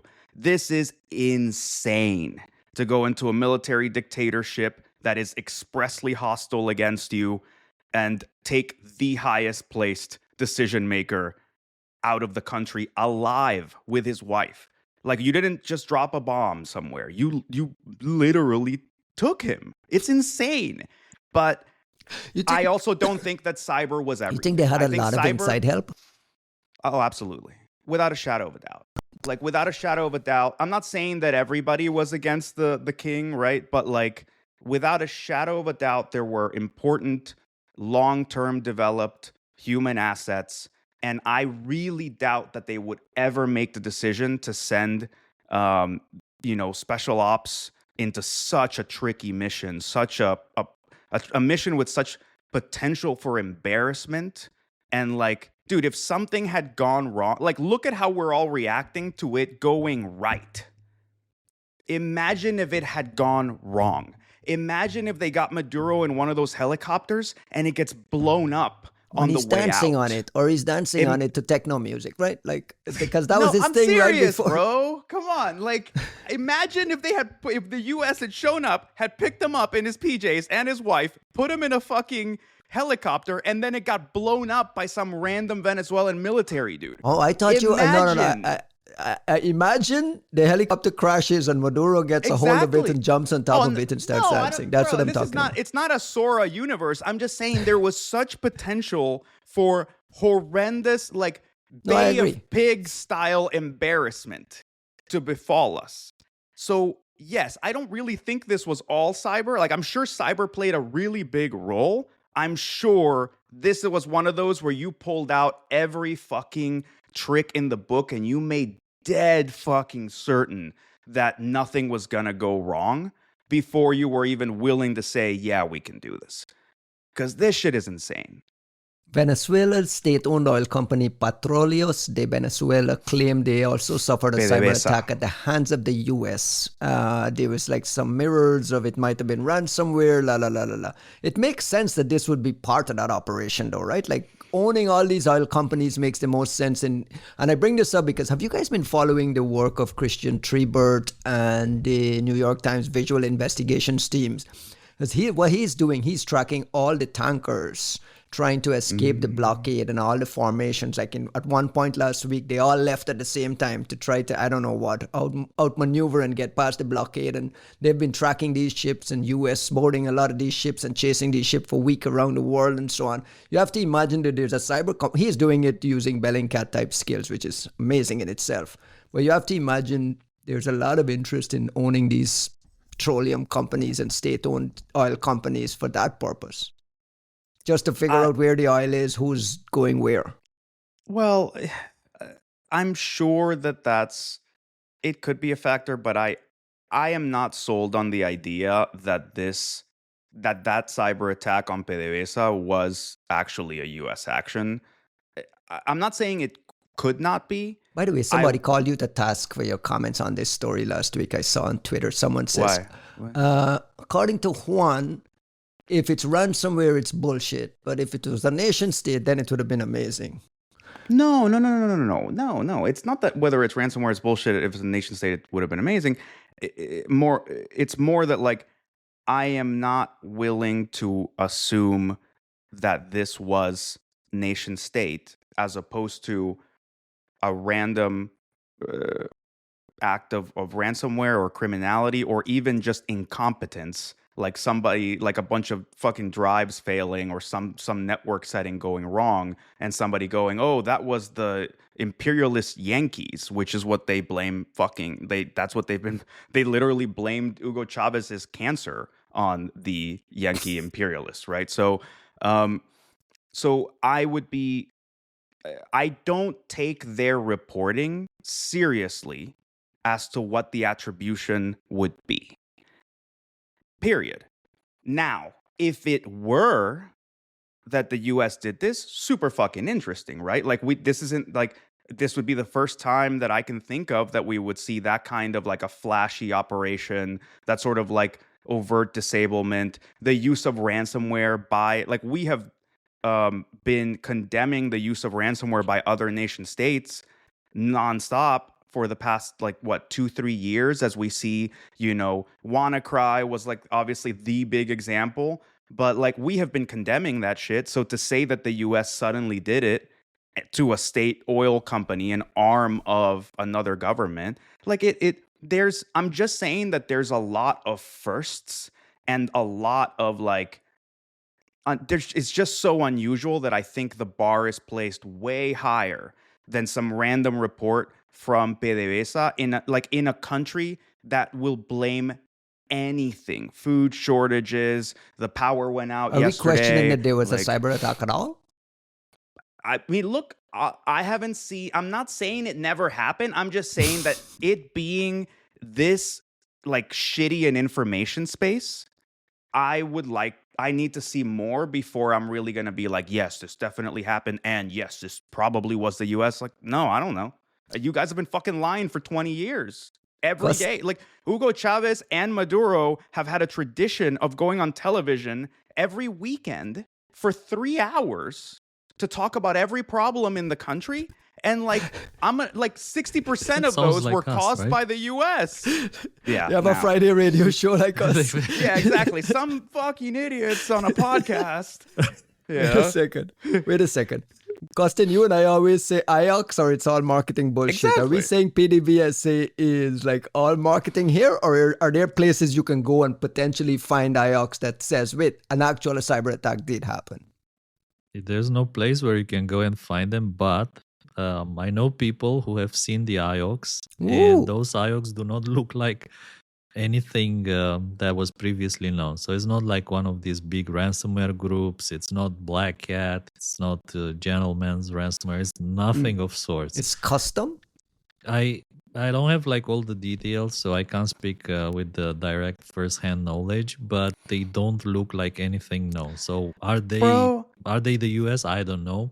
But how are you going to let me known. say all that shit and you've actually heard about actual It's a Friday IOCs? radio show, man. It's a Friday Friday radio This show. motherfucker, I'm just here like spinning up this like giant fucking tall tale I'm about here like why. in a corner. Look, The man is sitting on the Bro, IOX. say something. Fucking say some shit. you want me to drop the IOX? Yeah, you're killing me here, man. Like, No, I think, by the way, the other thing which I fully agree with you is that I think that cyber played a very important role in this story. It may have not been the primary thing which brought Maduro from Venezuela, from Caracas to the New York prison, but there was one thing which I thought was relevant to the story, that the power was off, and then I think the general who spoke together with Trump, General Kane, Dan Kane, General yes. Kane, correct. So General Kane said something really interesting. He said that Maduro had a panic room ready with a huge blast-proof Steel door. like Yeah. 17 centimeters, inches, whatever, and they were ready to blow it and kill Maduro if needed. But because the lights were out in Caracas, the door didn't work, so he couldn't close Electric the powered door. It was an electric power door, and the power was off, and they knew that he was gonna try to hide there. So I wonder if they actually had to knock off power, not necessarily to blind people, to make it dark, to Just make literally it to keep the door open. to keep the door open so they can actually capture Maduro in his residence, so they don't have to kill him with a blast that blows 17 inches thick doors. but bro, think about the intelligence, the level of penetration of another government that you know not just what the procedure, what the process, what the size of the fucking door is going to be, but that you even know what the right substation and power mechanism is that's going to disrupt that. Because like if that shit had been connected to a fucking Tesla battery, like yeah, you can take down the whole fucking power. The dude is still behind a giant fucking wall. I'm just marveling at it. Like to me, this like I know that this is not the way that decisions are made, and this has nothing to do necessarily with what we're looking at, but it almost feels like the CIA and you know the US military watched the Israelis take a fucking like victory lap last year and take the fucking award for best decisive intelligence operation of all time with their With the beeper golden thing. beepers. Yeah. And we're like, this was like their hold my beer moment. Like, yeah, that was, you think that's cool? Like, let's There's go been a lot of fucking reporting over the last months prior to this about how royally owned the Venezuelan infrastructure was. I'm looking at an October 29th story here on CNN.com written by Sean Lingus, who we know very well. friend. Oh, yeah. Kylie Atwood and Katie Bowl-Lillis that says CIA had basically infiltrated the computer network used by Maduro's intelligence service for like throughout the final year of the Trump's last administration. He was not happy with the extent of it going into it. So, I mean, one other point I want to make on the electricity shutdown is like, in the best of times, these things don't work. Like these people are dealing with rolling blackouts on a nightly basis anyway because of the economic situation there. So like when we talk about blackouts and having like a kill switch to turn off the lights, it's like in many cases, kinetic is what actually is the only thing that actually works. So absolutely. I will also, okay, so let me point something out there that I think is important to keep in mind. And I realize now in the context of the conversation we were having with Hamid, folks who are not as avid in watching some of these countries might not be as aware, but ultimately nobody takes the Venezuelans seriously in their security apparatus. The SEBIN is not necessarily like the cream of the fucking crop when it comes to intelligence. Did he import Cubans but- to Well, manage and most? here you go. And that was going to be my point. This actually Sorry. speaks more. No, it's fine. To the failure of the Cuban intelligence services, like Because they lost 25 people, or I'm sure I they don't know did. what the number and is. that's, Yeah. and that just goes to show like how many of the people directly surrounding Maduro were Cuban intelligence operatives. Like they were super involved in training these intelligence agencies and the security apparatuses of these particular governments in Latin America. And so were the Russians. And it's really fucking interesting that neither of those, nor the Chinese, who are heavily financially invested in the natural resources of Venezuela, like for 30 years out, none of them had the either strategic wherewithal or the willingness to somehow sabotage this operation or somehow essentially put a stop to it or leak it or whatever. Like imagine this is like either we are seeing a moment of grand conspiracy between the biggest powers in the world, which I'm not claiming that this is the case, but I'm saying from in the decision space, you are either seeing that the three most powerful countries in the world sat down and basically divided up and said, we're going to take this, you take that, nobody fuck with each other, right, goodbye. Or we just witnessed an insane intelligence failure on the parts of both Russia and China and Cuba in not having somehow sabotaged, leaked, or stopped that this was going on. It's incredible how secret this remained from the beginning to the very. It was just incredible to wake up in the morning and look at this news and to realize the extent of what happened. Interestingly, Costin. Sorry, one last shitty throwaway comment. It's incredible that we could literally keep this operation a secret, and we haven't been surprised by an Apple product in like 6 years. Apple got a stray just out of nowhere. Just saying, man. Listen, I noticed that there isn't much reporting, and again, this is a call out to our security reporting friends on what could have and could not have happened here in Venezuela on the cyber side. However, we did get a research out of Anti Labs, a private Chinese cybersecurity company. Anti-Cert published a research report that actually analyzed what the cyber components could have looked like, how it could have happened, how historically the US handles these kinds of operations, merging cyber and kinetic. Costin, what do you read? Do you read anything at all into a Chinese private company publishing this? And actually, it's actually pretty detailed. It was actually a fun little read. Yeah, it's a big report. It's pretty large. Whenever you read such reports, you need to be careful and mindful of one thing, that they could be either something legitimate, it can be something really bad, or it can be state propaganda.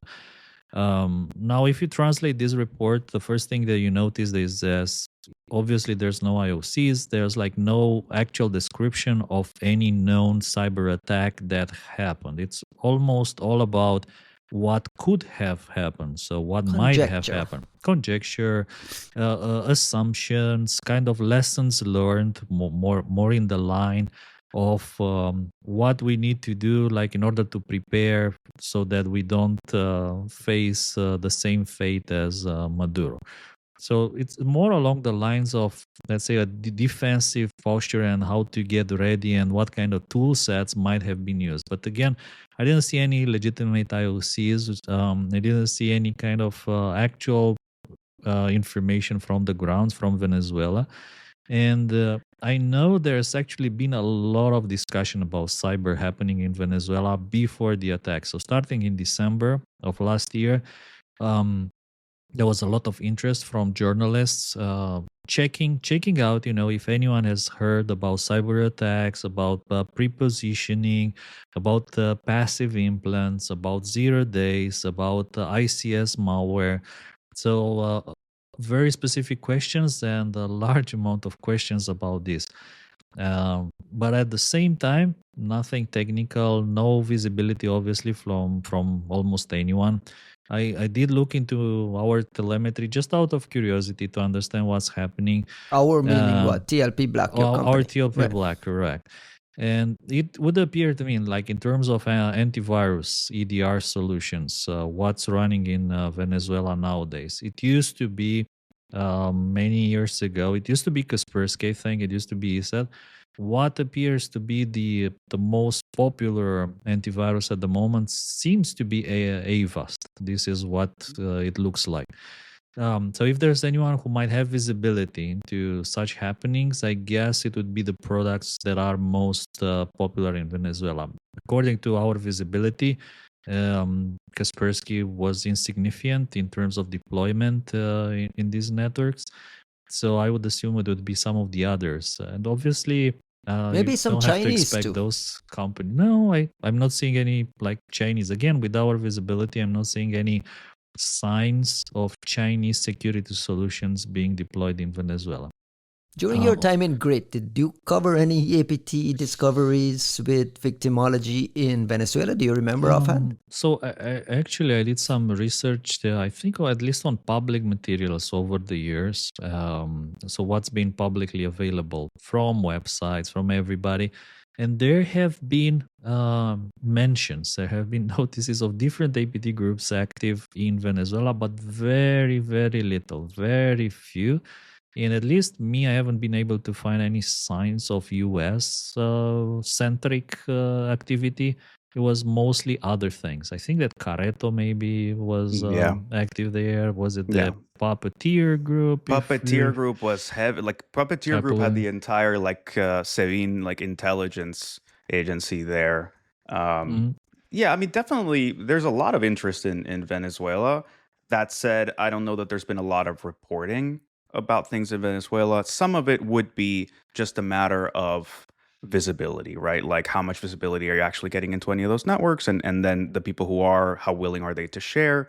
But there's no way, like, just think of it as like a strategic, from a strategic importance standpoint. You may think of Venezuela as some kind of like podunk place, but it's the biggest, like the biggest oil repositories, one of the most problematic sanctioned nations, one of the proxy arms of Russia in our, in our hemisphere, and also a belligerent against not just the US, but other nations, a critical natural resources extraction project for the Chinese, right? Like there's so many different geopolitical interests that intersect. Oh, I mean, look, I know that we don't want to necessarily validate the discussions about the drug trade, but yes, Venezuela has been a heavy part of the narco economies of South America over the past like 20 years,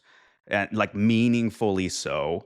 And so When you say that's Venezuela, you mean the Venezuelan administration, the Venezuelan government, the country as a whole? Like, you just say Venezuela has been. well, I mean, look, it's very difficult. Obviously, I just mean the regime, but the Okay. regime has been in power for a long fucking time. Like most of the people who have ever been in opposition to the Venezuelan regime are either dead or in Miami. Like Right. Or in that, prison, currently in prison, right? yeah. Like there's everybody has gotten displaced. They have been very effective about subverting any kind of democratic processes. They look what people don't understand, and it was even hard for me to understand because I'm not even old enough to really have properly experienced this, is that Venezuela was the most developed, are arguably the most developed nation in South America With for a a very time. deep, rich history of democracy and elections and changing Yeah. administrations and all of this stuff. Like it Yeah, was, like- it was very, very. It was held up when I was a kid. It was Yeah. held up as like a paragon. Dude, it was like PDVSA. It's kind of funny because you see this oil company was like this crown jewel that was developed actually by like Georgetown and Harvard educated people, and it meant that it really did bring insane riches to this place and helped it develop. They had a very sophisticated culture, and within South America they were seen as like the rich folk. Like they would come to other countries, and I can't remember, like there was some catchy name the Colombians used to call them, like dame dos or something, like where they would just look at something and be like, oh, it's that cheap, I'll take two, right? Like that was sort of the view of Venezuelans. And to see that, like that paragon of sort of wealth and affluence and sophistication for South America turn into like a humanitarian crisis. We don't have medication, we don't have food, kind of societal collapse over 20 some years is so stark as to be like, it just makes your head spin, right? It's just too much. A big part of that was also the turning towards sort of this narco economy, the involvement of paramilitaries, the FARC, the involvement of Iranian influences. Like there is a lot of history that's been going down over there that folks have, all of a sudden everybody's now also a Venezuela expert. Thank you. You migrated from Russia, China. Maybe that's why we have no reports on like Iran right now. But I think there's a lot there to discuss that just doesn't seem to be a part of the conversation right now. Costin, we're going to close the show in a little bit, but I want to know how this is playing in Europe. Like, how is this playing in your world? Is this top news? Like, what's the European correspondent? Is there some strong monitoring? Are there some sternly worded letters being drafted right now? Look, we need to acknowledge the people who are like really upset about this, in the sense that they were crying about the president, legitimate president of a sovereign nation being kidnapped from his home and taken to another country. So there's people complaining about it, including in Europe. I think Russia was complaining. I think China was complaining. Some maybe former U.S. presidential candidates were complaining. I don't know, some mayors of certain cities. But in general, in Europe, Europe. Europe is never Actively black or white. monitoring the situation. Exactly, and we've always said that the government is legitimate, but we are concerned about the breach of international law. You didn't tell us you were concerned. I'm not concerned, not me. Europe is. Certain people are concerned, right? And to be honest, the whole thing, like you said, it was just mind blowing to watch. And I was telling my wife, like, they invaded U.S. invaded Venezuela, and they took Maduro out, and like it was everything was done in 30 minutes, and the whole operation lasted 2 hours and a half. It was like just mind blowing. Hold up. Everything is just mind blowing. And of course, the other question is, can they do the same in Iran? Is it like on the table? What's next? For sure, this is going to have some repercussions for Russia, and we see it happening now. There's a lot of discussion about these Venezuelan oil tankers that suddenly changed their flag to Russia. They're like not Venezuela, they're Russia now. And Russia sent submarines to defend them, but the U.S. used helicopters, so like and boarded them anyway. Yeah. There's been bring a submarine to a helicopter fight. I don't know. There's some U.S.-Russia conflict brewing in that kind of world of sanctions, oil being trying to slip past the embargo. Some of them putting Guyana flags on them. Suddenly, U.S. was boarding things with Guyana flags misnamed. And Guyana has a border with Venezuela, if I'm not mistaken, correct? Not only a border with Venezuela, heavily disputed border with Venezuela that Venezuela claims 2/3 of Guyana. So there's a big, giant border conflict there. That's why in Guyana, it's a big celebration that Trump removed Maduro, because he had been using this threat of invasion of Guyana as kind of like a nationalistic rallying cry at home. So for his own domestic politics. Look at all these poor people who just like signed in for a fucking podcast on cyber and some cyber news and a lot of cursing and maybe shitting on Microsoft or something, and instead they have gotten all geopolitical like Iran, Venezuela, Guyana. What are we trying to do? Cuba. We try to be another podcast doing these days, or like No, but like seriously, a lot of Ryan. Some of the articles I have seen, guys, they were, and Cuba could be next. I've seen articles in the Romanian media like very worried that Cuba might be next. And I was like, what? I remember How much oil is in Cuba, honestly, like seriously. I remember the good old days of watching Romanian elections being cancelled and being like, we're democracy experts now. Now we're geopolitical oil embargo busting experts, and people listen to this shit show just for that. Sorry to the people. We've been telling you we wouldn't fact check, But there was, by the way, there's an interesting angle in this whole story, which is Cuba, because allegedly all the intelligence in Venezuela and all the security forces, apparently they were all trained by Cuba, and this alleged bomb-proof safe or vault room where Maduro was supposed to go, that was all set up by Cuba. And apparently all those Cuban intelligence officers who were involved in the operation, they were all on the payroll of the CIA or owned with multiple tools and systems and, marketing stuff. I mean, if they were owned by the CIA, it would be a really big statement on how the quality of the DGI and how to what degree they would have declined, which I'm not saying couldn't happen. A lot has changed in Cuba in the past, 5-6 years. But I think I would find it really notable if that was the case, as opposed to them being owned and like being, sort of, there's a reason so many of them died along the way, right? Like I can't see with the history that those Cuban services have, where they've literally spied effectively and successfully within the United States. I would be really surprised if any part of the intelligence of the U.S. intelligence community would be willing to trust anything coming out of DGI people in Venezuela. Usually what follows these things when cyber is involved, we'll get a month down the road, we'll get a David Sanger blow-by-blow piece in the New York Times, or Ellen Nakashima will do something in the Washington Post. Are you guys expecting something on Venezuela, or we think the whole cyber component there was largely overblown? What's our last word conjecture on it? I think it's just right now it's mischaracterized. I think, everybody,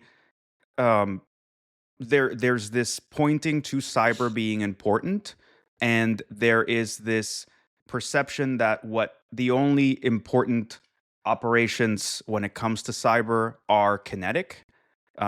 So what we get is this very quick reporting about how important basically cyber kinetic operations were in this thing. So I think right now it's just like fog of war, early distortion, not helped by how ambiguous some of the commenting has been around it. But if we do get, and I hope we do get, some blockbuster, amazing reporting from whomever that explains the actual role of cyber, my money, my polymarket bet would be on it was crucial in an espionage sense, but I would be very surprised if it had any actual kinetic component that was meant to be for the whole of the operation as opposed to just an early enabler, right? Like you do the radars and like anti-aircraft shit, like we've seen it in Syria, like we've been told that it happened in Iraq. It's happened in multiple places, and it's been done by the Israelis and other folks. But I don't think that was what you relied on if you're telling me that you literally needed that power to stay off, or you would not have been able to grab the principal target of the entire operation. There's a reason they blew those fucking substations up. Fair enough. Kostin, you agree?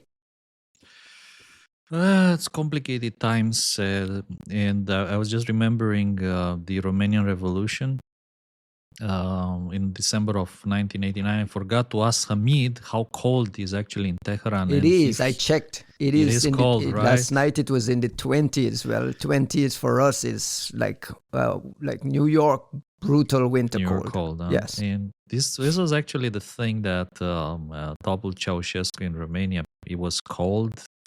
People were hungry.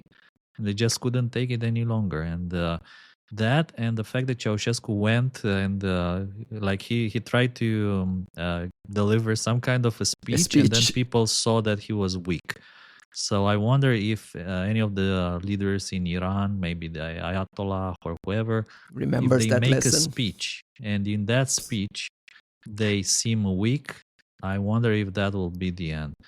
And the other thing that I wanted to ask was like what's going on with Tucker Carlson on national TV in Iran being broadcasted over and over for hours. Like, is it? What? First time I'm hearing of this. I didn't know that.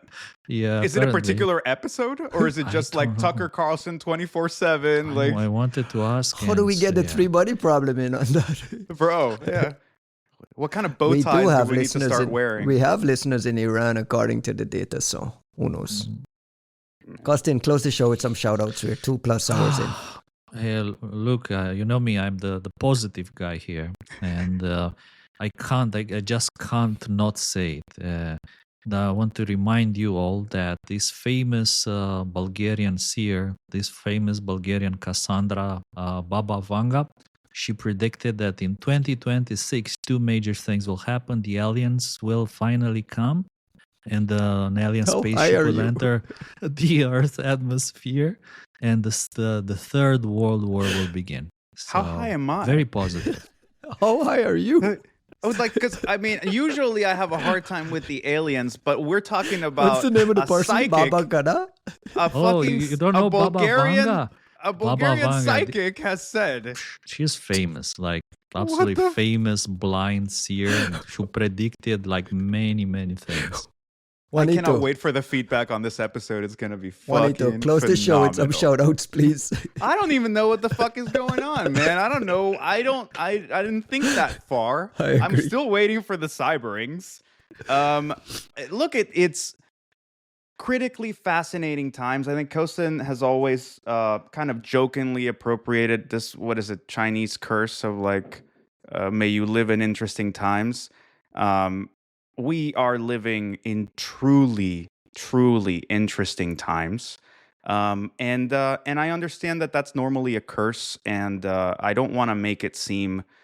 Don't let me sound glib. It's just that I can't afford right now to be depressed. So instead, let me lean into being an intelligence analyst at heart and an avid watcher of the world and commentator of the world, and to say that we've grown tired and exhausted by some intransigent circumstances, some things that we all know suck and just have not changed or only gotten worse for decades.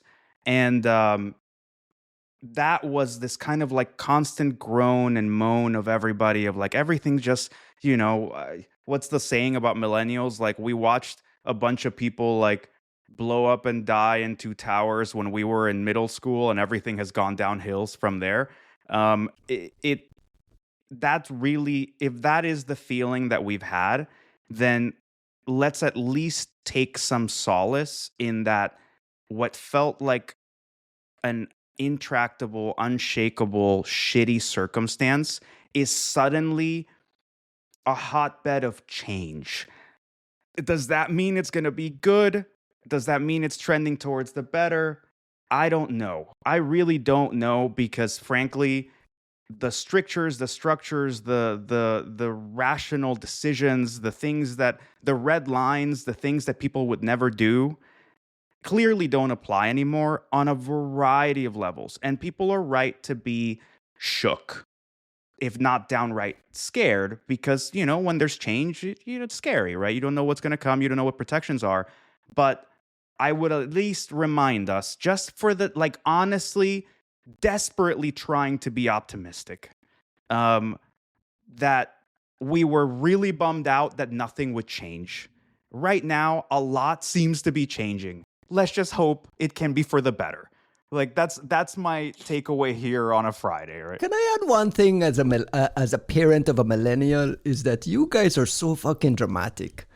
Like this shit, I want to make a point here. That this shit happens in every generation. Every generation has got its like badass superpower, walks in and does whatever he wants. We had this Maduro issue that you're, marveling at. Amazing project. They did this with Noriega in Panama, to the point where he ran to people are not old enough to remember him running into the Vatican embassy in Panama, and the U.S. Marines putting speakers outside the Vatican embassy playing heavy metal rock and roll music just to annoy the hell out of them to get him out. And we went in and took Noriega for the same crimes of drug trafficking. So this stuff happens all the time. Every generation goes through these dramatic, massive changes. At the time, it feels like, oh my God, the world is turning. Yeah. It's just a blip. This is just a tiny blip in how generation and how the world works. Look, don't let this thing get... At the risk of playing into what the characterization that you're saying, no, look, we are definitely, we do have a penchant for the dramatic, and I do think it is based on that notion of like, we saw some fucked up shit very early on, and then it's just been fucked up shit all the way through.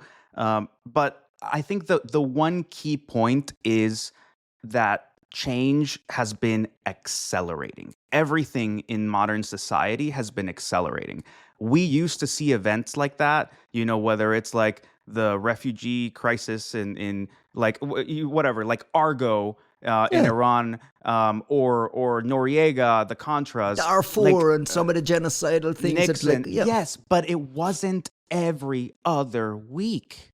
Like we have been seeing. Yeah, but we live in a social media generation, though. I mean, isn't it because it's not much fabricated? amplified?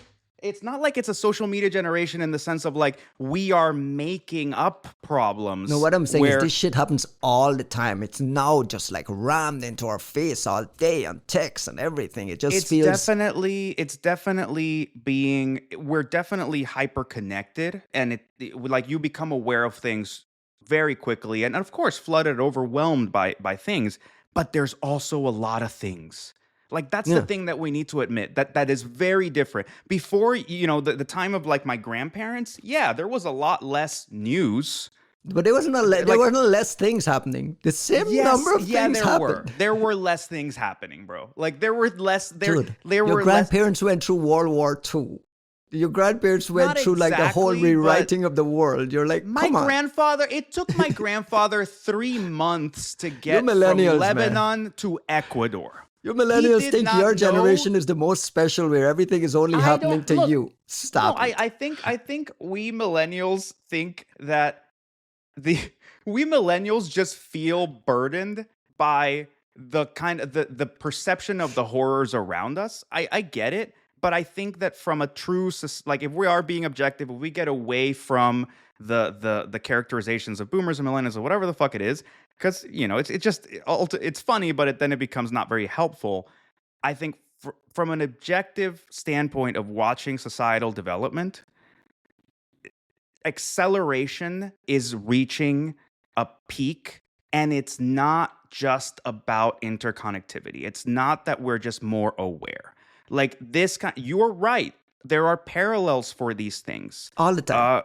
Every generation. Dude, the Saudis with, like, I can't remember which Lebanese president, literally taking him hostage and making him essentially abnegate the presidency. That was Didn't within the the past Israelis 2 drive up to Yasser Arafat's door at one point with like tanks outside of his door? Like, I'm just saying that kind of meaningful event, like that meaningful aberration, was happening at a much wider distribution. It's happening all the fucking time now. We just did that in Venezuela, and like we're barely dwelling in Venezuela. We're already talking about, is it going to be Cuba or Greenland next? You're like, bro, the crater isn't even, it hasn't stopped smoking yet, and you're already like, so what the fuck are we doing now? Like, it's crazy. You were supposed to close the show with a shout out, bro. Oh, right. Yeah. No. Well, look. Shout out. I'm just, guys. I am in no way saying I agree with what happened, or that I necessarily am cool with this or whatever. But shout out to whatever fucking genius tacticians, strategy people, special operations people, like nerves of steel motherfuckers, and intelligence officers made that happen. That was not easy. That was not something even the best of people, the greatest operators of all time, must look at this operation with respect. This shit was truly insane. I know that we're rushing to express our sentiments about whether this is legal, whether this is advisable, whether it was a good choice, what the fuck is going to happen. Like, there's all kinds of important societal things for us to discuss. But I do think we need to take just a minute as admirers and just say, holy shit, it's insane that there are people alive among us that can do this, that can pull this off, as Kostin said, in 2 hours to change the course of an entire country, and probably more than one. Fair enough. I'll just do some quick business. I want to thank ThreatLocker for sponsoring the show last month, showing support for Three Body Problem, and to the folks at Material Security who will be sponsoring the Three Body Problem through the end of January this year. So shout out to ThreatLocker and the folks at Material Security. If you're in business and you're looking for the services those companies provide, there'll be some advertising on the top and at the bottom of this podcast. Not geopolitical services, right? I imagine. No geopolitical services. Gentlemen, thank you very much. We'll talk again next week. Baka. Peace. This episode is sponsored by Material Security. Modern attacks don't stop at the perimeter, yet most email security does. Material Security protects the email, files, and accounts within Google Workspace and Microsoft 365 by correlating signals across your entire environment. It's comprehensive security that gives you visibility and control over the blast radius of a breach with automated remediation and AI-driven triage. Stop scaling your headcount and start scaling your security. Visit material.security to book a demo.